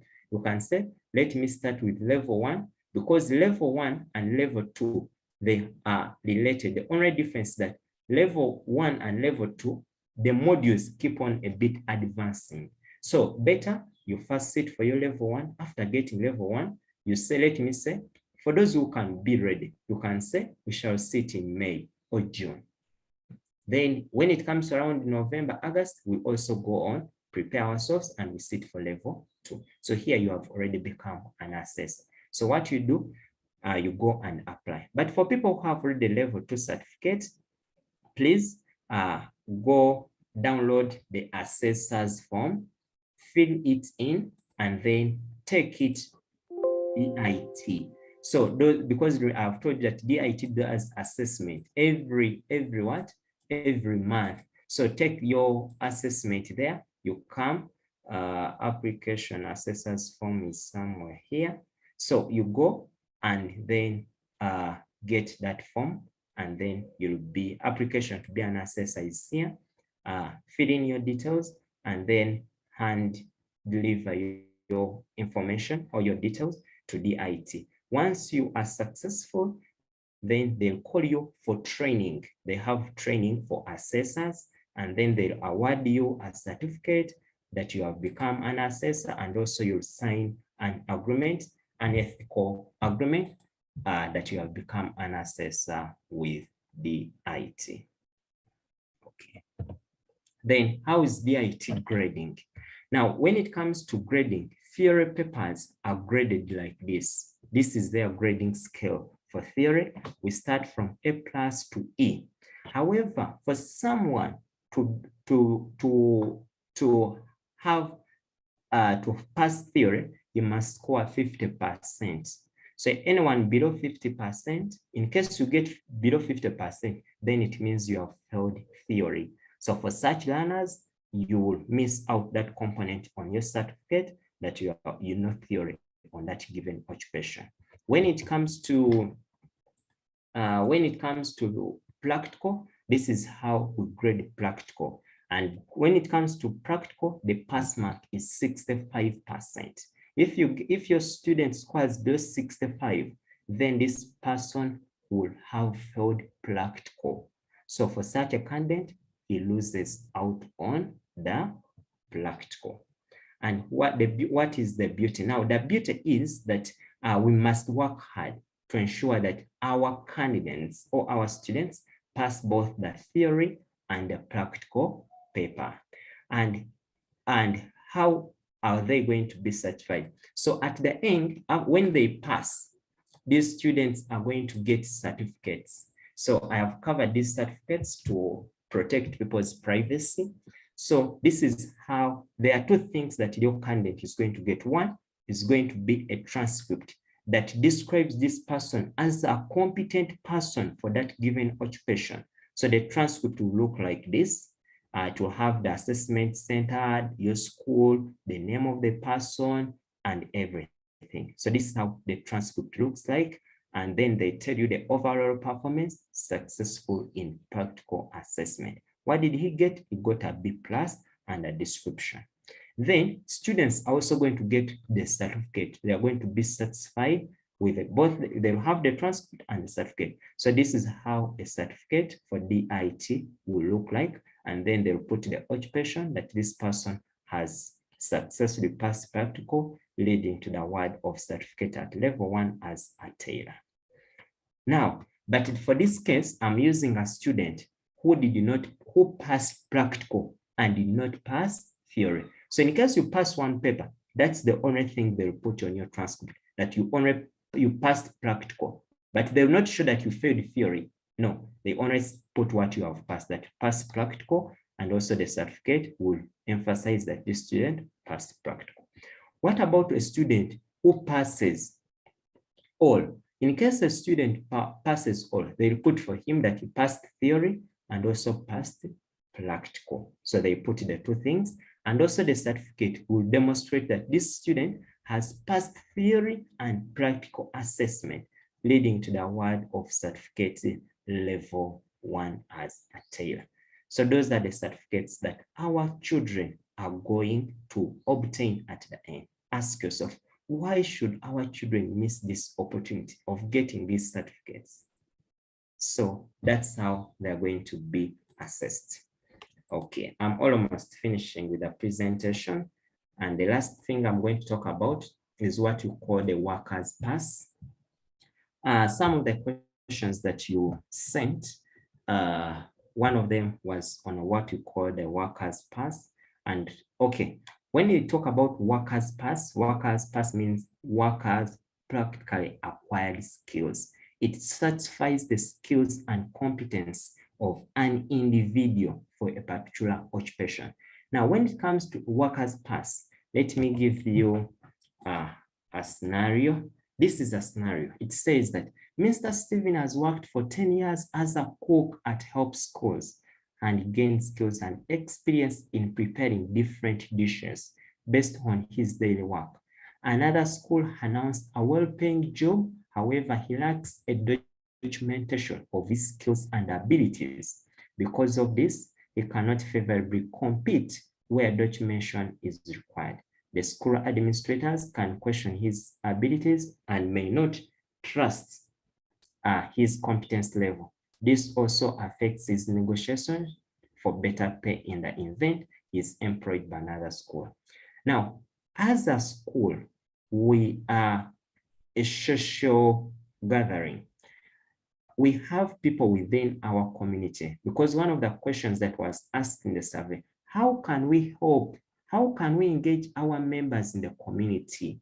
We have members in our community that have the skills, that are really competent. We have some who are very good at hairdressing, but they lack the documentation that shows that they are really competent. They don't have those papers, the academic papers. They have the skills. How can we convert those skills they have into something formal, something that can demonstrate them that these people are competent in that field? So now what those people do, they do what you call a workers' pass. So as a school, this is how you can support your community. As a head teacher, as a director, this is how we can engage our community and help out our members within the community to get these certificates. In case you have a community where you have people who are doing hairdressing, but they don't have the papers, but they wish to get them, as a school, you can support those members with these skills. Many of the schools, we have people who are helping us to prepare meals, but they don't have the papers, but they can get those papers through what you call a workers' pass. So workers' pass, this is for people who are in the field, who have been working for years, but want to get some documentation, want to get some academic paper that shows that they are competent, such that they can be able to negotiate well in case they get a better opportunity compared to where they are. So those people are subjected to what we call a workers' pass. And for it, it is practical in nature. They don't do theory, but they do practical. In case of this scenario of Mr. Stevie, for it, the assessment will be on cooking. They may tell him, prepare this dish, do this and the other. So at the end, he will be able to get,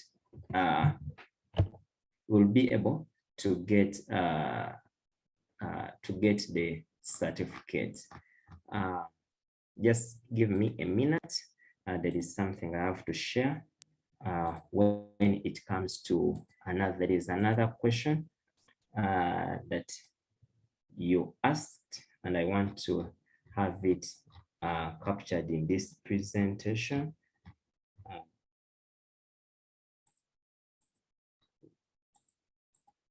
Okay, maybe I'm going to just talk about it. I think I had captured it, but I'm failing to get it. And that question was about, oh, okay, sorry, I just missed it, but I have it here, sorry. Some of you asked, when our children do DIT, can they progress to another level? Now, what you are going to know is that at DIT, we have what we call competence levels, and we have 8 competence levels. The first competence level is what we call the modular. When we talk about modular, is for people who are in primary school. And for someone who does a single or 2 modulars, that one is equivalent to someone who has done PLE. Then level 1 is equivalent to someone who has done UCE. So level 2 is equivalent to A level. Then we have other level 3, ordinary level, level 4, higher diploma, level 5, advanced diploma.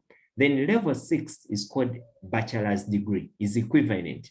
Level 7 is equivalent to master's degree, and level 8 is equivalent to a doctorate degree or PhD. So now when it comes to these levels, we are going to keep on advancing, because you know that our curriculum is taking on to what we call the dual curriculum. So we may have students whose career path may take on the DIT direction. So for such students, they will go through all these levels such that they are competent, in those given occupations, in those given things that they are doing. But as they advance from one level to the other, each of those levels requires or demands for something else. When it comes to level 1, the ones that senior 2 and senior 3s are doing, here the learner must be able to apply the basic range of knowledge and skills to perform simple and narrow scope of work within routine and uniform structured contexts, including working with others under direct supervision. So level 1, we are looking at students that are still being supervised. So that is level 1.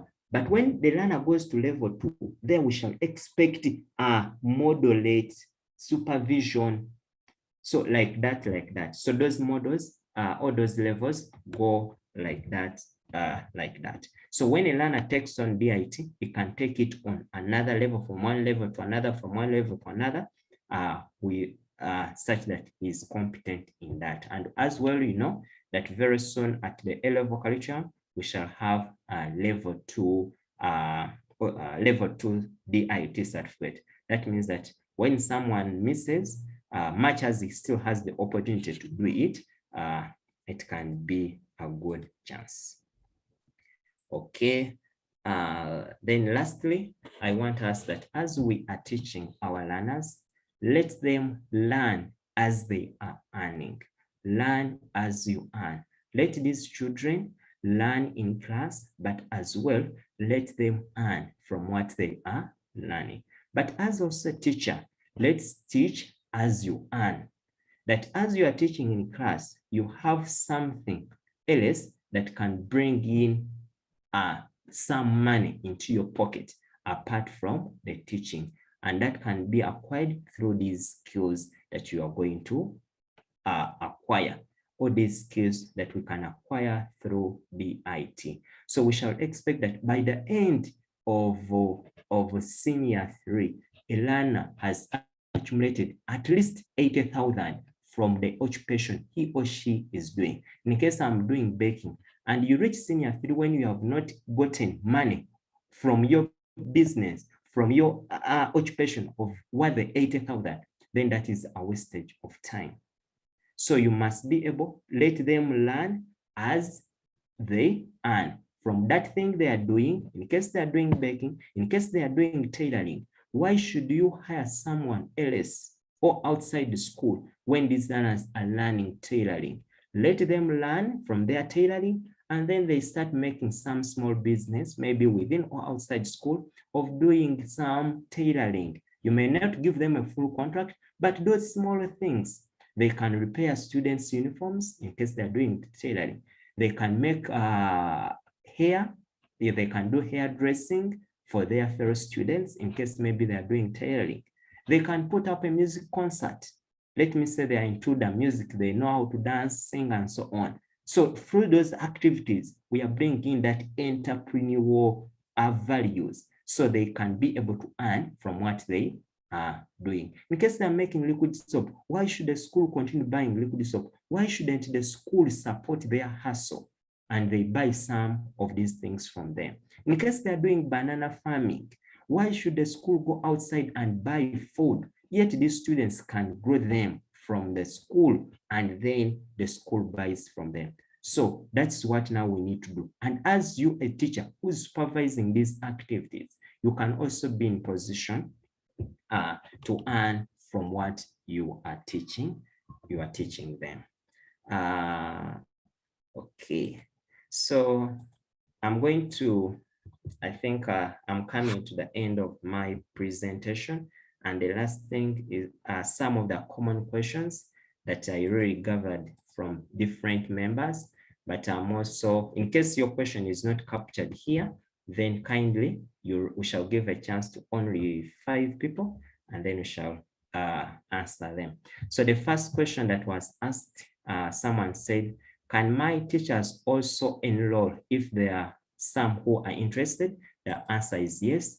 All teachers who are interested in doing DIT, let them enroll, get the certificate, let them get the skills, and then you have competent teachers who can apply the theory knowledge into practical and who will be in position to improve on their state of living. Number 2, someone asked, what will happen if a learner fails the DIT exams? When a learner fails the DIT exam, this learner, in case he fails both exams, will not be able to get a transcript and will not be in position to get a certificate. So we shall be advising this learner that let the learner repeat. But why should we think of failing? Let us train them now such that they cannot fail. But something that they can do practically, let them do. Another question, I would like to know whether only those in senior 3 class are the ones to sit for your examination. Will they register for it? The answer here is two-sided. One, DIT assesses all learners that are competent. It may not matter the level they are at. Now, in case they want to do level 1 and they're still in senior 2, but when you look at your learners and these learners are competent, those learners can be able to do it. In case you have people in senior 5 who want to do level 1 and you feel they are competent, they can do it. So it can be done depending on how competent someone is and what he or she wants to do. Can the IT certificate be used to upgrade to diploma? I think I have answered this in one of the slides. The answer is yes. Can a child take a course which is not in line with her vocation subject? This one, the answer is yes. Let the children take on the occupations that they are passionate about. It may not necessarily be in line with their vocation subject they are doing from the other ends of the knowledge curriculum, but let them do what they feel they can apply. Take an example, a learner may be doing entrepreneurship, but doesn't mean that you should be an entrepreneur, or he may do a DIT as an entrepreneur. He may apply his entrepreneurial skills in maybe cooking. He may apply his entrepreneurship in web designing, ICT, web phone application development, and so on. What qualifies a school to have a DIT center? We have said here, one of the qualifications should be UNEB center number. But I know there are some schools that have got the DIT center numbers without necessarily having the what? the enable center number, that one can be okay. But as long as you apply and you have the materials to use, then it can be okay.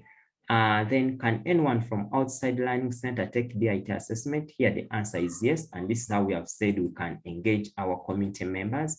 You can have a school that had, let me say, this is where we are going to bring in the collaboration. You may find a school, let me say you find maybe a school in Masaka, whereby they have the materials, but they can do the sharing. That one is very okay. You can use your center number to seat students from other institution. Maybe in case you have few students that don't make up the 5, that one can be very okay. How can someone able handle DIT and the normal teaching at the same time? Now here, when you look at the timetable, we may not have that time on the timetable, but as a school, this is why you must create time for DIT, because which time, I think let me see whether I can get for here one of the timetables. You can sit down and divide that time very well and fix DIT on your timetable. At least give it 3 hours or 4 hours every week. It can be towards the end of the day. Let me say from 4 to 5. It can be on Saturdays. So some schools, I know some schools whereby on Saturdays, they do only DIT, nothing like formal learning. They do DIT only from morning to evening. So you can also design it like that, such that you create time for it. How many occupation does the student select? Here at the moment, we are advising that you select only 1 occupation, but a student may do 2 occupations depending on his competency levels and capabilities. If a student is really very good, very talented, he or she can register for 2 occupations, but one, mind about the time for him to handle both the theory and practical. So that's why we are saying that much as the student may wish to do 2, but the time available may not be enough. So here we advise that let us first do 1. When the student gets time, you can do the second. But if you feel this student is really good and he can handle both, then it is very okay for him to do any number he or she may want. Would the senior 3 students who have never had DIT lessons be able to perform well if they register for exams? My answer here is 50 on 50. Why? When you look at what these students must know, the time they are going to cover these things may not be enough. The time may not be enough, and they will not be competent. They do the passing, but they will not be competent. So here I would not advise someone who has just started to have your learners do. Remember, you have already lost a year. So you have already lost a year, so they may not be competent in that given field. Much as they can try, but I do feel that they will not be competent in that field. They may know something, but not everything, because that package is very big. So they may not have a full package. They may be half-baked, which we don't want to produce on that market. But in case you have students who have been practicing, maybe who have been doing baking at home, and you see they are very good at everything, and maybe you just need to do the polishing on the theory, then those ones, I feel they can be able to do it. When shall DIT assess the senior 3 students? The assessment is going to be in November, but also when your school is ready, they can come and do the assessment.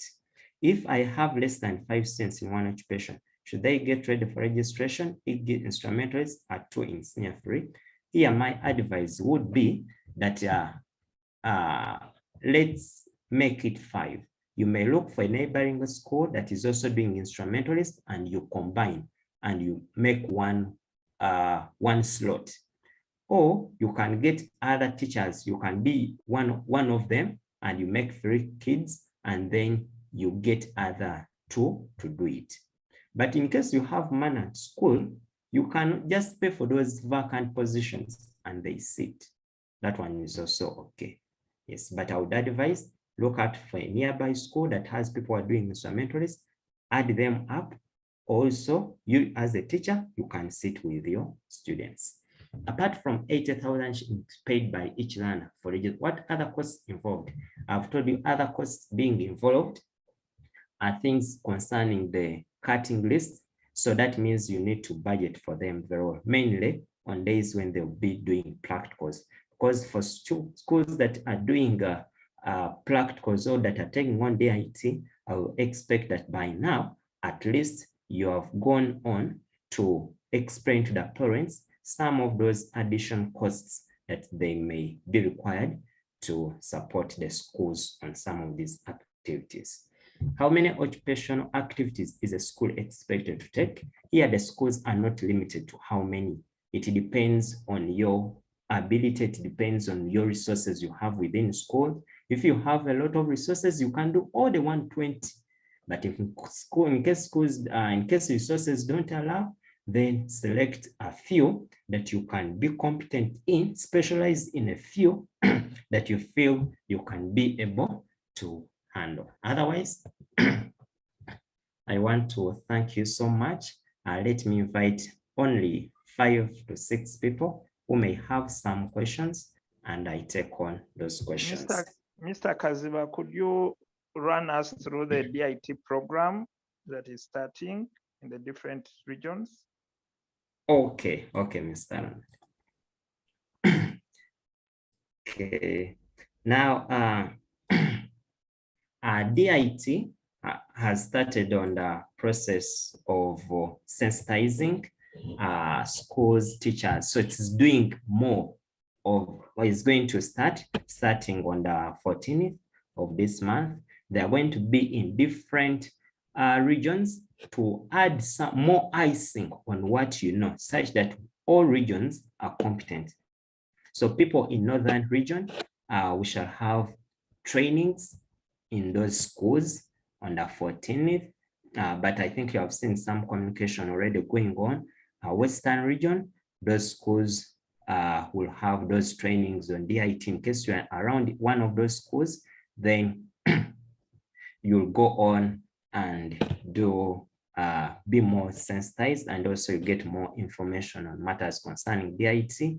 In case you are in the Eastern region, those will be the schools where the DIT will be conducted. Then in the Central region, we shall have DIT sensitization and workshops in those schools. So that is where the trainings are going to be this week. I think that's when we shall have the 14th.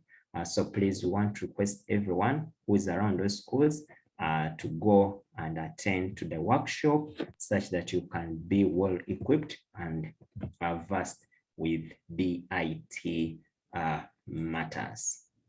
Mr. Kaziba, they are specific to say that head teachers or deputy teachers are expected to represent the schools, not one school, one participant. Breakfast and lunch shall be provided. So they are very specific, and it will be on 14th April. So all the trainings happen on 14th April on Friday. We shall share this on the WhatsApp group so that people can read it verbatim. Okay, Mr. Ronald. Can we take on some few questions? Okay, let me start with Scovia Najemba. Unmute. Thank you. My question is about registration. When you're registering candidates in a different occupation, how do you do it? And when you're adding candidates in that very occupation you started with, how do you do it?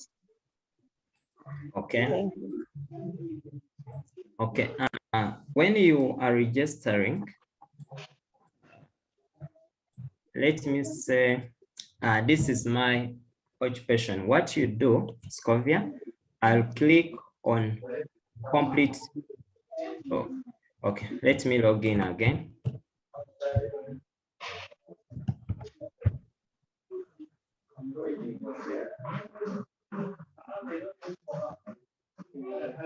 So I'll come to my registration and I say, now these are some of the occupations I have on my dashboard. So you have said you want to know how to add. So I'll come here and I click on the occupation I want. Let me say I want to add someone in swimming. So this is where I have the swimming practitioner. So what I do, I go at the end where there is view add. I click in this icon view add like that. So when I click on it, it's going to open like this. Then I come here, I say click to add. Then I add the details, then I add the contents. I can go back in case I want to add other occupations. I go back here and then I keep on adding like that. If that's how let's move Scovia, okay? For a new occupation that I don't have yet in the system. Yes. For a new occupation that I don't have in the system yet. Okay, like in case you don't have in the system, come to where you have registration, go to new candidate registration here, then select the occupation you want. In case you want maybe auto electrician, say auto electrician, put in the level you want, level 1, put in everything here, save and continue. Go to the second one, do the same, add the occupation you want, banana, what, like that. Okay, thank you. Okay. Thank you. Okay. Yes, Martin. Hello.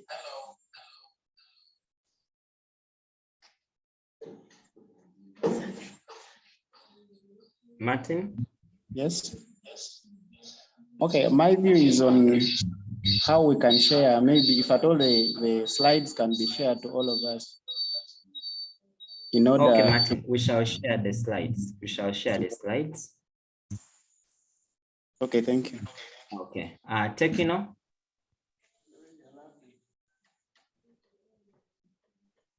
Tekino. I have 2 questions. Yes. One, This one can is a student do like a retake in the theory paper after failing? Then 2, look into the screen, man. can I like study the modules myself and get assessed by DIT? Thank you. Okay. The first answer to your question, I've had one question. Yes, they can do a retake in the paper. Come and moderate you. Okay. Moses. Resource Moses. Yes. I have 2 questions. The first question is, in case someone completed P6 and has been working in the field, will that one register for level 1? If yes, when you are registering on the portal, what do you attach? Where there is a qualification for PLE for those who have completed the PLE? Then 2, how do we register for those who want to work as a pass? Okay, now, if someone has not sat for P7, that one, he does what you call a modular. That one is going to be doing a modular. So when you are selecting, in case someone has not yet completed P7, when you are selecting the level, put modular. That's what you put for someone who has not done P7. He does modular. Then, so that one cannot do level 1. As long as you have not yet completed P7, you cannot do level 1. The only condition you can do it is when you have modular. When you have the modular, you can proceed and do level 1 certificate. Hakim.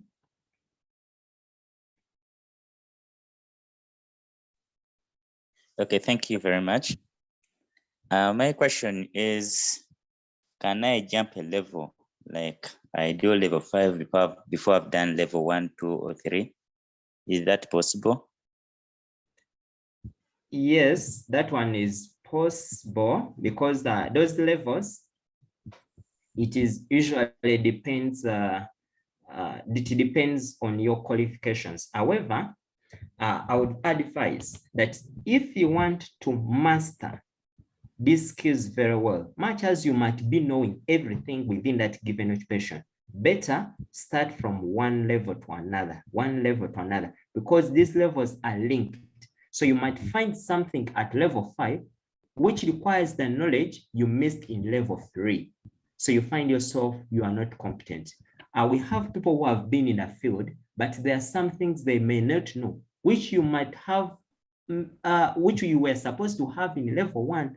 So I would advise Mr. Kim that start with one level, go to the second level, go to the third level, like that. Start from level as much as you can go direct, but that one I wouldn't advise. But I would advise, if you are starting, at least start with level 2 or level 1, then you go in through all the channels very well, such that you are competent.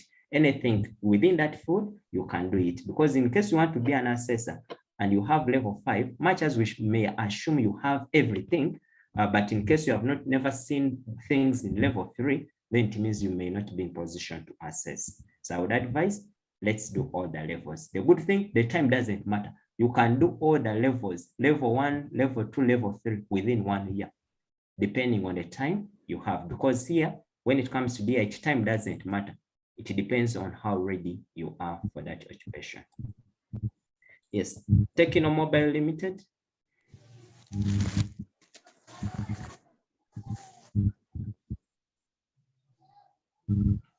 Hello.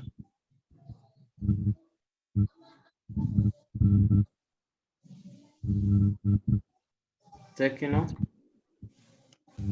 I was asking, can I like get the modules myself? I as a teacher, I maybe read, learn about everything and get assessed by DIT. Like I don't invite any trainer, but I do it myself. Can I do that and get assessed? The answer is yes. The answer is yes. Yes, but remember, to be assessed, don't forget that you must be 5 within that field. Yeah, but the answer is yes. As long as you can teach yourself everything and become competent, we have no problem. Oh, thank you. Okay, Rogers.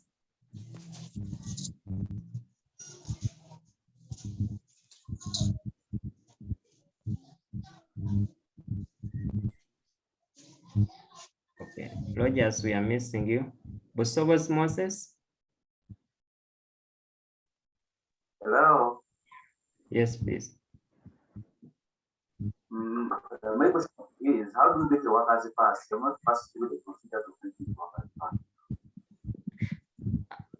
How do we get a workers pass?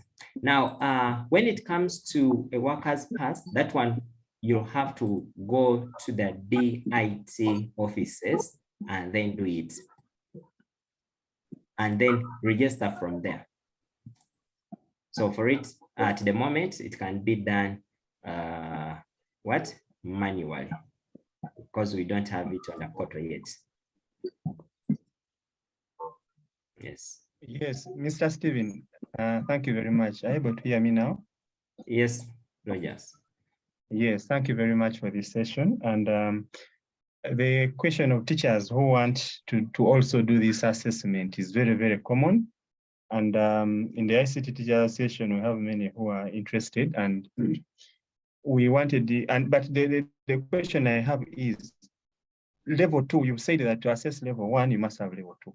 But when I went to DIT, I did see any ATPs for level 2, even on the website, they are not there. I don't know if you have seen any ATPs or training manuals or guidelines for level 2, even level 3. What is available is level 1. Okay, Mr. Rogers, let me just share a photo.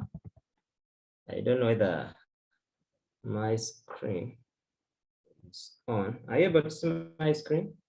Yes, yes. No, like there's a book I'm sharing, a photo. I don't know that it's seen. Yes, I'm seeing. Yes, so that is level 2. So level 2, the books are there, but they are for buying. You have to buy, though not all books are there yet. Some books have not yet been procured. Some books are still missing, but some of the books for different level, for level 2 are there. I know I've got for baking, there is tailoring, but I think I need to dig deep and see and find out whether ICT is already there. Yeah, but some especially, of the books, especially in ICT, because we want to mobilize some members and we do study online, then we register them and we do an assessment next month. Okay, I'm going to find out and then I'll be giving you feedback. But I have got some copies with me here for level 2, but in different occupations, not ICT. All right, thank you. Chivombi Lennon.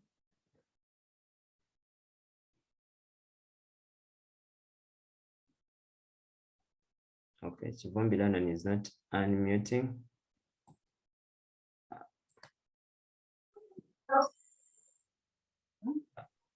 No. Yes. Bagaya Victoria. Yes, thank you so much. Very appreciative for this program. I hope you can hear me. Can you hear me?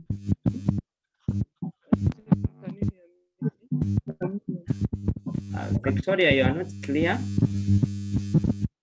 Victoria, you are not. Yes? Yes, can you hear me? Okay, better. Okay. Thank you so much for this program. Recently, our school got the certificate of DIT, but we are yet to organize our students. And the program running is that they'll be assessed in November. Supposing our school is not ready by November, can our students be assessed at any other time ahead of November? Yes, the answer is yes. Like you have said, DIT can assess you anytime as long as you are ready. As long as you are ready, because like every month, when it comes to DIT, every month they assess learners.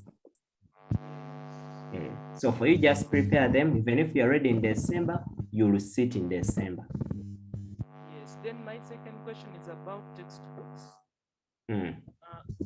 Majorly on the website I hear, but supposing we want to access the hard copy textbooks, how soon can we access the hard copy textbooks? Okay, are you talking about assessment training packages or? No, textbooks for learners. Okay. For the various fields. Okay. Now those books will be procured or are being procured by MS Light Publishers Limited, that is found on plot 97560, Muffin Publishers Limited, Sir Apple Kagwa Road, Makerere. So the leading publisher for the DIT prototypes is MS Light Publishers. So that is the company. However, they have promised to deliver them very soon. They finished writing the manuals, but since they are getting the books, the printing was not done here, but very soon they are getting the books here. So let's give them some little time. However, for people who are doing some occupations, we have some of them. I think we shall go on and share some, because I think I have some manuals for the different things, like for those people in dressing, for people who are schools that are doing plumbing.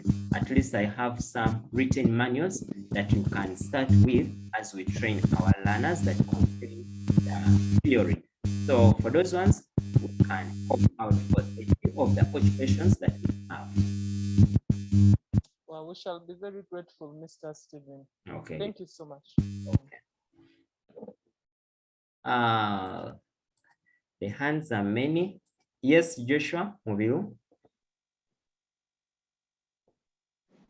Thank you so much, Mr.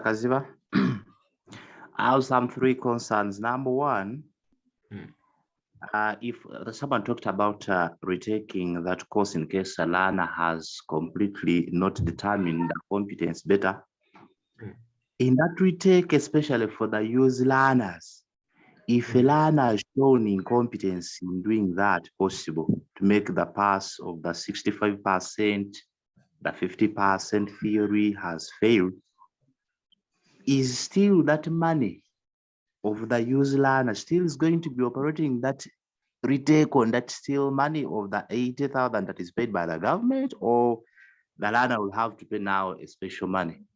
That's one. Number two, is there yet a WPOLET program for A-level also to have the DIT being paid by the government like the youth learners? Lastly, I saw the deadline was on 28th, that is April of this year. Is still that real correct, or there is some amendment of the dates for the deadline? Thank you so much. Okay, thank you, Mr. Joshua. One, the deadline still holds, as you saw that message from the PS, Ministry of Education. They clearly stated that the deadline is still 28th. This is to enable DIT to plan, to know how many candidates are going to sit this year, such that they can be able to print, such that they can be able to get enough assessors and so on. But since the trainings are starting, we are hoping that they may make some little adjustments. But for now, let us first go with the deadline that we have at hand and wait for the communication from the ministry. But at the moment, that's the deadline we are still going with. Then for youth schools, in case a child fails, that one, I may not have an answer for it, but in my own understanding, I do feel that for that student may be requested or will be requested to pay to do that paper that he or she has failed. Yes, so that one may not be catered for by the government once he fails it, because it will be like something not good. So that one, let us first keep it that the child will pay for it. Samuel Bakaita. Yes, thank you, Stephen. My question is, for us, we have opted for the builder occupation. And when you look at the builder occupation, it really takes time from actually so many things. I wonder, at what time do you come in to see what we are doing? Or does the assessment rely on the last part only? Then also, I wanted to know whether there are some materials printed out for the theory part, because the theory we have been having has been quite wide for the A-level students. I don't know whether we use the same content. Thank you. Okay, thank you, Mr. Samuel. Now, for the content to give to your learners, I will request that you look at the ATP for builders.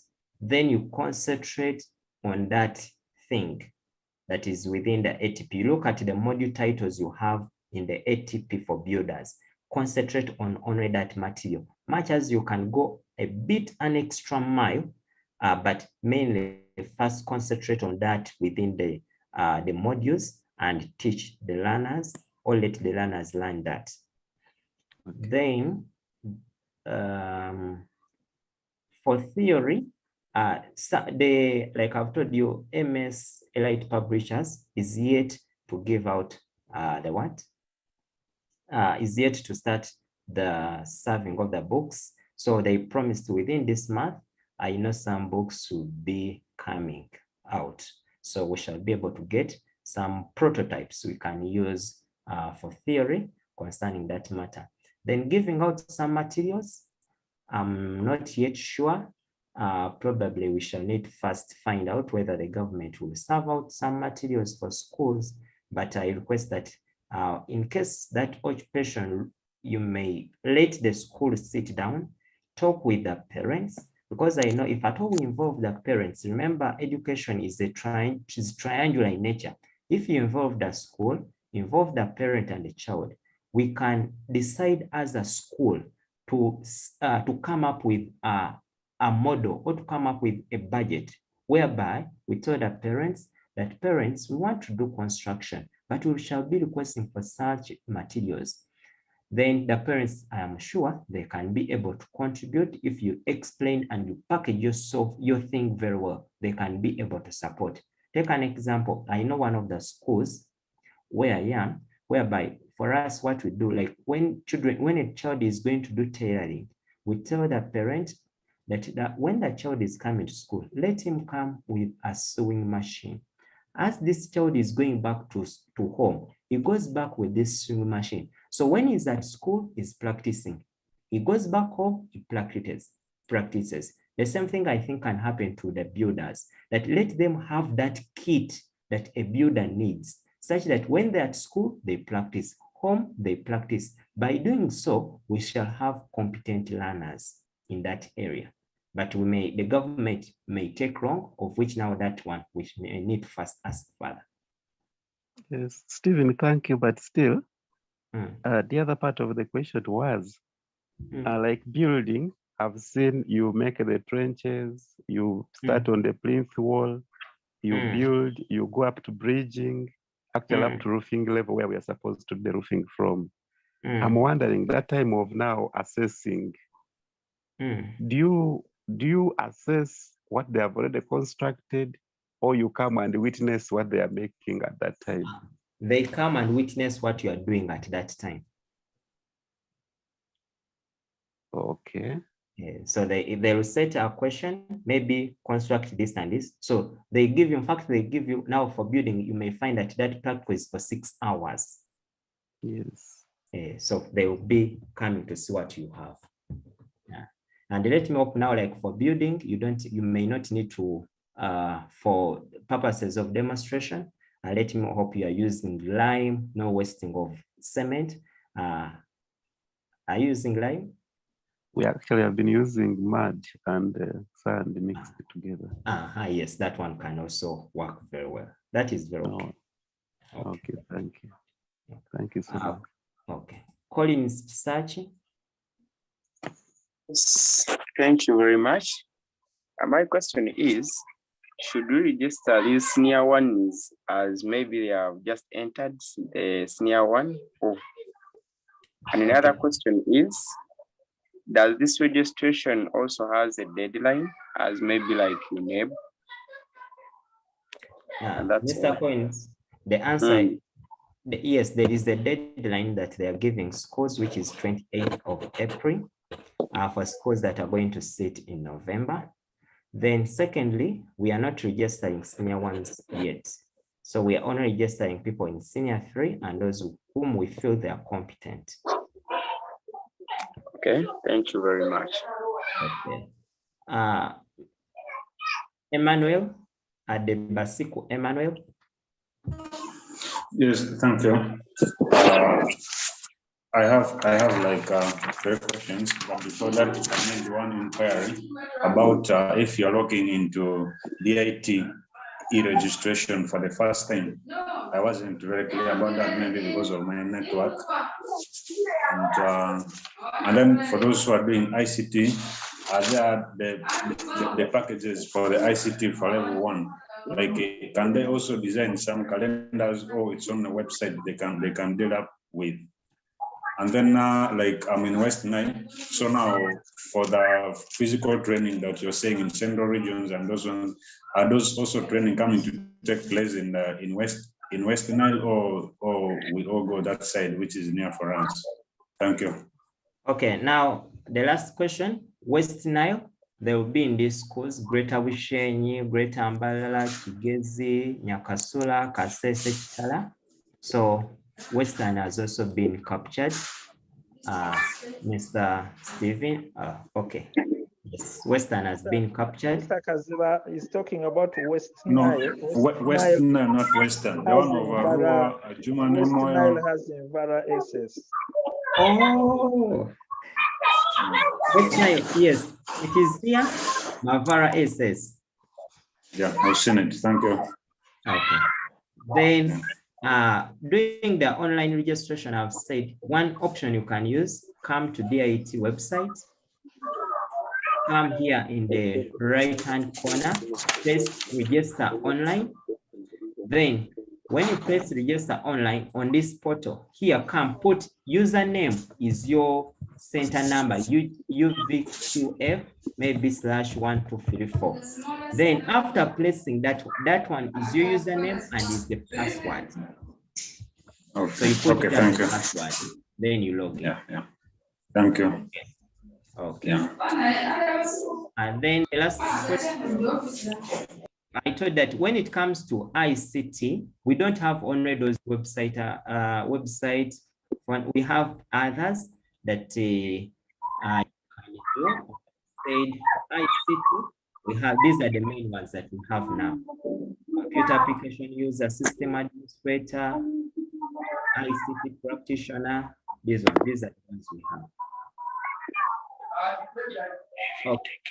We are going to take on more 3 questions and then we shall end at that. People who may have questions, then, okay. Yes, Edit Teacher Budo Christian SS. Centimeters. Anime.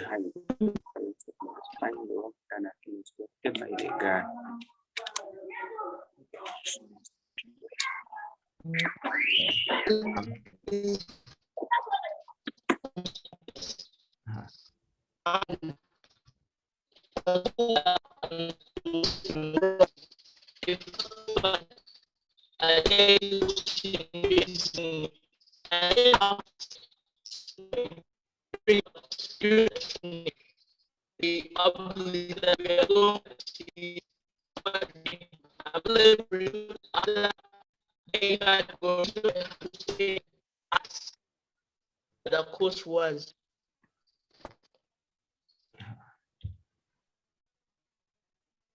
Oh, okay. I've not picked the question. I don't know. Mr. Ronald, have you picked the question?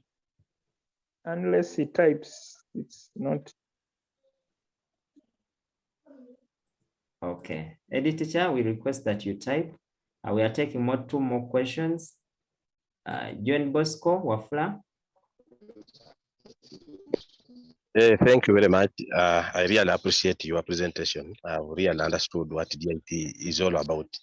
Now, I have a short question, which is really related to the other gentleman of building, which I need clarification on. Because take a case of poultry, where a learner is going to do the poultry, maybe raise chicks up to the stage of rearing eggs, of laying eggs. Now, I'm wondering, when it comes to assessing, I thought they were to assess the whole process, maybe to ask a learner stages he went through, the health precautions, such things. Are they also going to tell him now to rear the birds at the end? Or really, it is not clear to me how the practical will look like. Practical part is the one which I'm so much interested in. Thank you very much. I really thank you for this program. It is really clearing the air, and we can guide the rest of the staff very well. Thank you. Okay, thank you so much. Now, some of the things they can ask, like in the theory paper, they'll ask everything they have covered in that course. But take an example when it comes to performance test item or practical, they may tell the student, construct a 4 by 2 by 2.5 meter brooder and prepare it to receive young birds within an established poultry unit. So that one can be a practical one. They can tell them, mix, pack, and store 100 kilograms of a starter feed for maybe layer birds, maybe for broiler birds, maybe for layer birds. So that's how they will assess in that area. Hope, Mr. John, your question has been answered. So that's how they'll ask. One more, let me, okay. Yes, I've picked someone, the last person. Proceed. Yeah, thank you, Mr. Stephen. Mine is just, I need a clarification concerning the teachers who will teach the DIT modules in schools. These current teachers who are teaching other subjects are the ones to teach DIT, or the school has to employ a specialist in DIT. Then another thing, during assessment, will you send invigilators and chief invigilators like UNEB does, or that to ensure that there is no? Question I have is concerning the like tailoring. I saw on the screen where you displayed the chart, meaning that those learners in tailoring will learn all sorts of styles and fashions because they will not be knowing what DIT will ask. I would like to be clarified on that. Okay, thank you, Pros. Yes, Pros, the last question, the answer is yes. They must know all the different occupations as outlined in the ATP. So you look at the ATP and then look at the different fashions, but let them know everything. In case it is a shirt, in case it is a dress. In fact, I think I will have shown you even in November, they told them to make a skirt. In December, that group was told to make a shirt. So they must be knowing everything, be it a dress, be it a shirt, and other things concerning tailoring. Then two, DIT will be sending assessors to your school, like those UNEB scouts and so on. Even they send scouts to your schools, so such that no malpractice takes place. Then the other question was about the teachers to teach DIT programs. Oh, now the teachers to teach DIT program, we are going to use the teachers we have at school. Those teachers can teach the DIT manuals. In case you have someone who has been teaching clothing and textile, that teacher can teach tailoring. If at all you have been having a teacher who teaches food and nutrition, that teacher can handle baking. A teacher who teaches agriculture can carry on the agriculture. A teacher who teaches PE can take on the sports. A teacher who teaches performing arts can take on those things within the music area. So let's first utilize the teachers we have, but in case you feel that you need more support, then that is when you can bring in. But for more support or for benchmarking, we have technical institutes, those vocation institutes that have been doing. So you can do some benchmarking and hire like someone there to come and just fine tune what your teacher has done, but encourage your teachers to study the ATPs, encourage them to make more research, and encourage them to do all. Even the teacher of entrepreneurship, you are the one to take on the entrepreneurial occupation.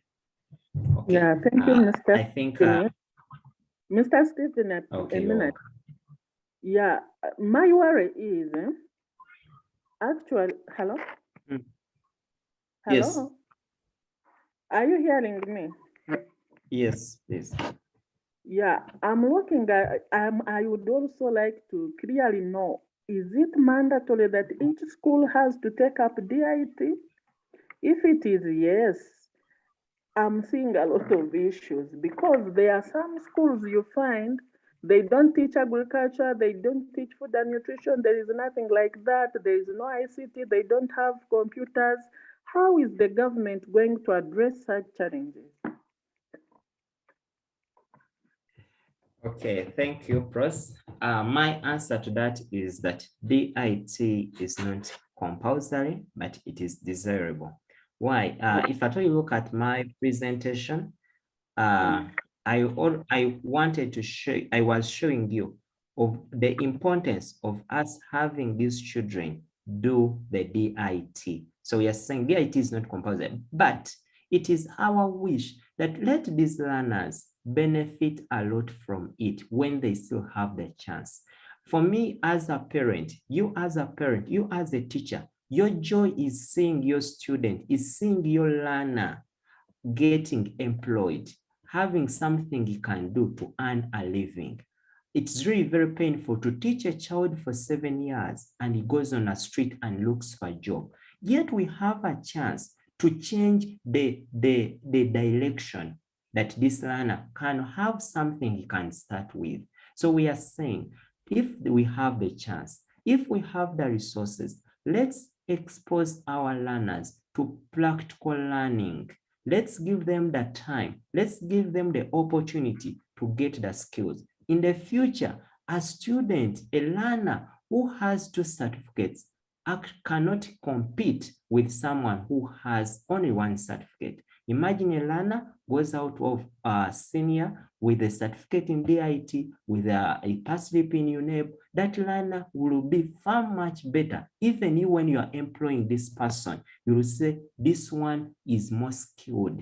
And in the future, people are not mainly looking at the academic qualifications, but they are looking at that extra thing you can do, that extra skill that you can do. You have seen that teachers who have more skills apart from this offering the service of teaching have gone on to be more successful than people who are only concentrating on the teaching. So we want them to be equipped, because even the theme for the new curriculum says, let us produce graduates with unemployable skills. So we are requesting, we are encouraging schools that let us do all what it takes to see that at least our learners graduate from our schools when we have skills. Once we do that, schools' expenses are going to reduce. You will not be buying posho, you will not be buying beans. At least your budget will reduce, and you divert that money to do something else for constructive work. Let us nurture their talents.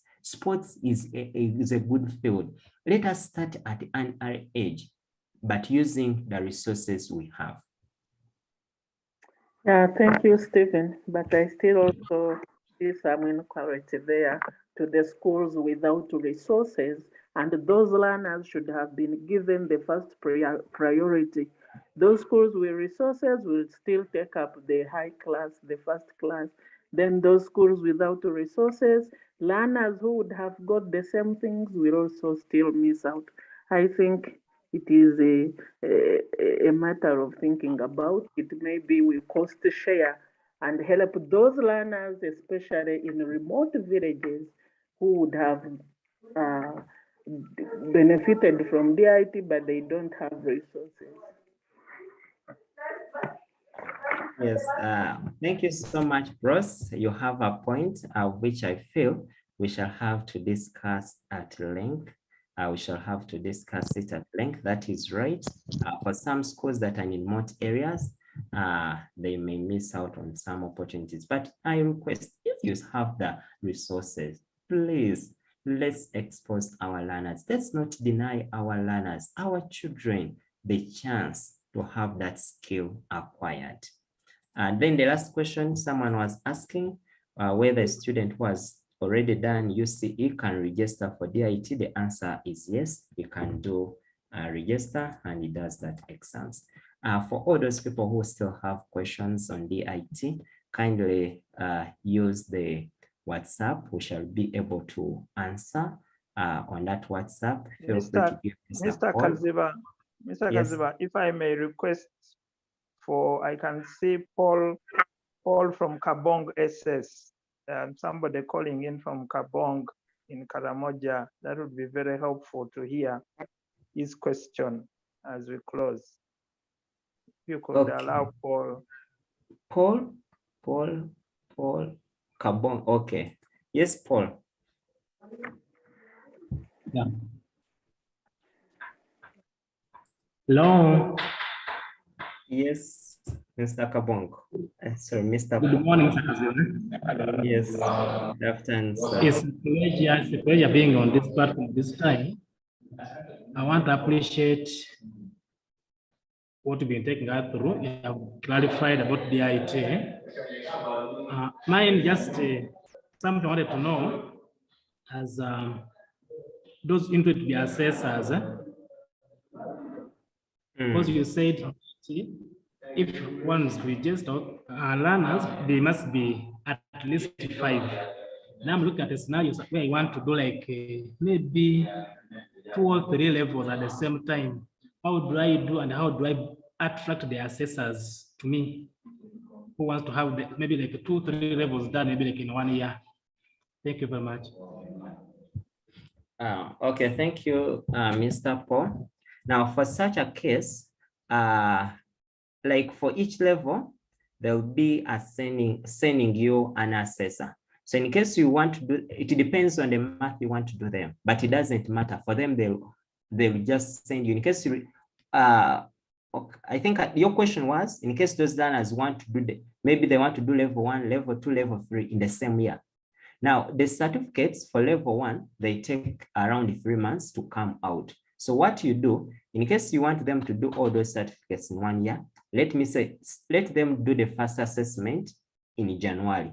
Then teach them, maybe up to around January, February, March, April, register them for the second level, maybe level 2 certificate.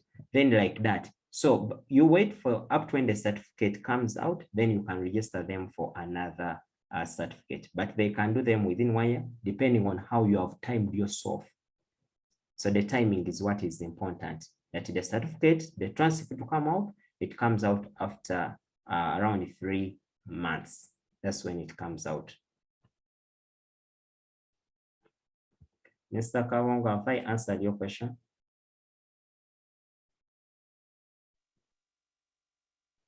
It looked like it is him, the teacher, who wants to get the assessments, if I'm not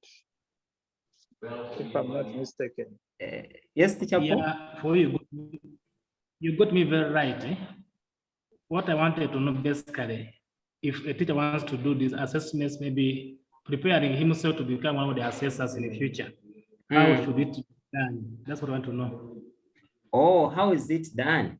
Okay, now in case this teacher who wants, like I've said, you need 5 of them. So you get your friends, like 5. You get the ATP, you get the assessment training packages. You go through all the modules, and then you register yourself. Then you wait. Then as you are waiting for your results to come out, then you start on the second level. You read, you make practice. Then after 3 months, 4 months, then you register for the second one. So in case you start in April now to read, then you can register yourself around June for the first certificate. Then you wait for your certificate in about 3 months. That means 3 or 2, but even it can come out early. It can even take a month or 2, depending on what they have on their table. Then after that, you register again for level 2. But that is for someone who is already in the field, who knows what to do, such that you can be able to do it very well. But in case you are not someone who has been in the field for a long time, then you may need more time for you to be competently able to do everything within that assessment training package. Okay, that means every time I register, I have to pay the 80,000 now. Now, the amount you pay depends on the level. Someone at level 1 pays a different amount with someone at level 2. So the higher you go, the more the amount increases. At level 1, you pay 80, level 2, you pay 100. So it may keep on increasing like that, depending on the level. Okay, thank you very much. You've answered my question. Okay. Okay, Mr. Ronald, I think let us request the rest to have their questions on the WhatsApp. I don't know what you are saying. I think that is the best we can have, but also to encourage, especially the head teachers, to look out for the DIT trainings that are going to happen on 14th April, so that they can attend, all their deputies, so that they can attend that training and have all these questions answered. Maybe what I have noted is the members here need to realize that this program started with the introduction of the new lower secondary curriculum. And that means that it is guided when you are rolling out a national program, you guide the program with what you want to do within a specific period.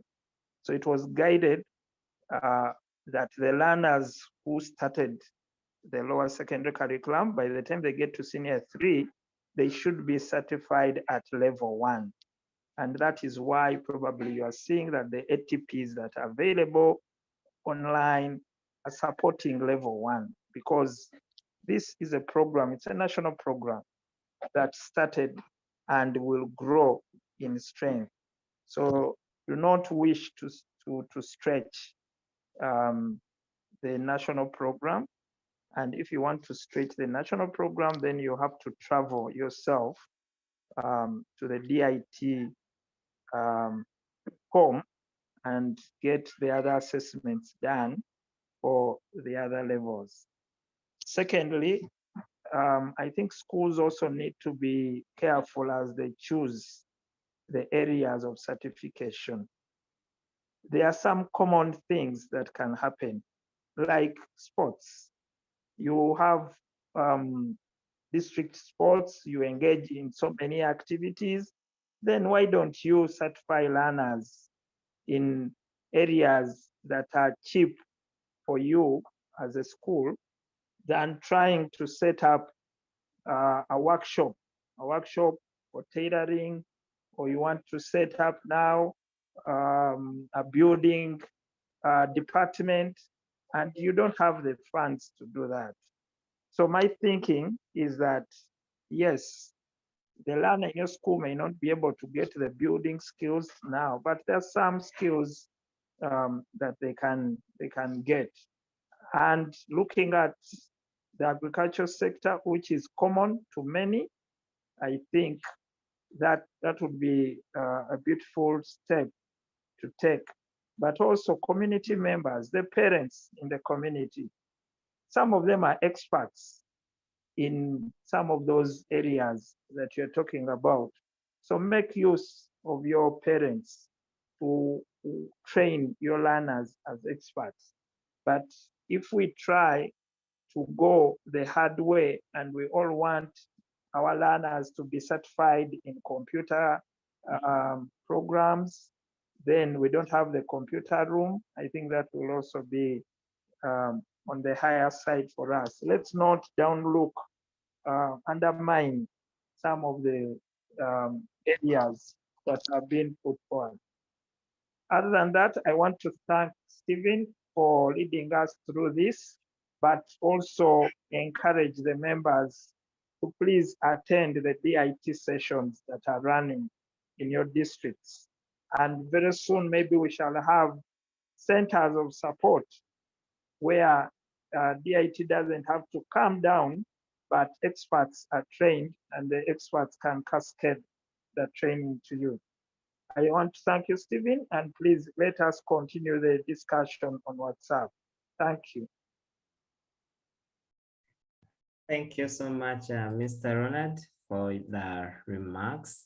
I want also to thank all the teachers that have joined the call. Thank you so much.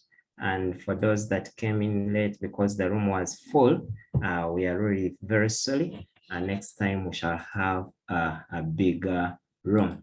We do promise that we shall continue having such engagements such that we can be in position to cross the learning gap and also to help each other. We can learn from each other. When you know something, you can be able to share with us, we share with each other, and at the end, we shall be able to produce good citizens and we shall be able to implement the new curriculum very well. Keep all your questions on the WhatsApp group. We shall be able to answer all those questions, and then we shall see when the time comes when we shall have another meeting. We are going to still continue engaging you. We shall have other meetings, like we shall have meetings on the project. I saw some of you posted some questions on the project. We shall also have meetings on the competence-based curriculum on how to come up with projects and other areas whenever the time allows. We want to thank you so much. Thank you so much for joining us.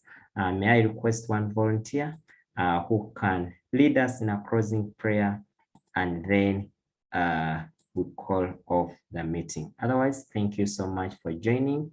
Those who still have their hands up, please put them down, and we have just one volunteer to lead us in a closing prayer. May I request, let me see. Okay, Joseph, lead us in a closing prayer. Nakoko Joseph, lead us in a closing prayer.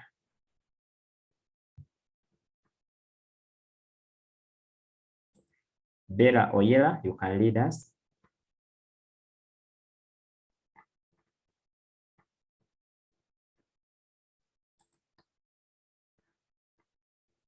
Someone who wants to lead us? Okay. Betty or Joseph, one of you can lead us. Hello? Yes, you can lead us in a closing prayer, Betty.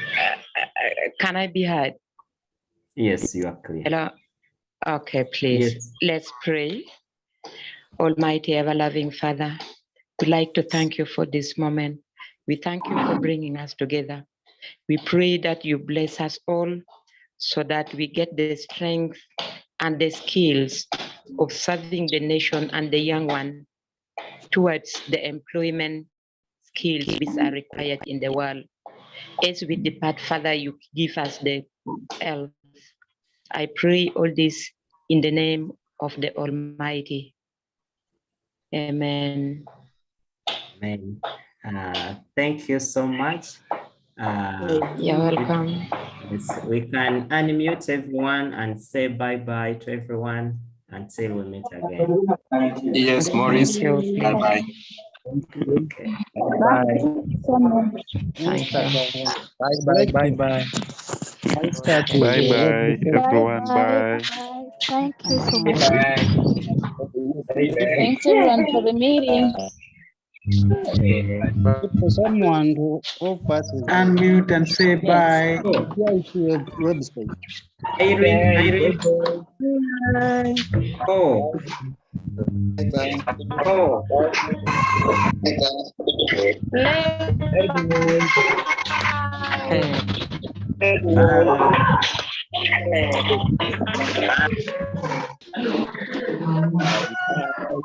Okay. Bye.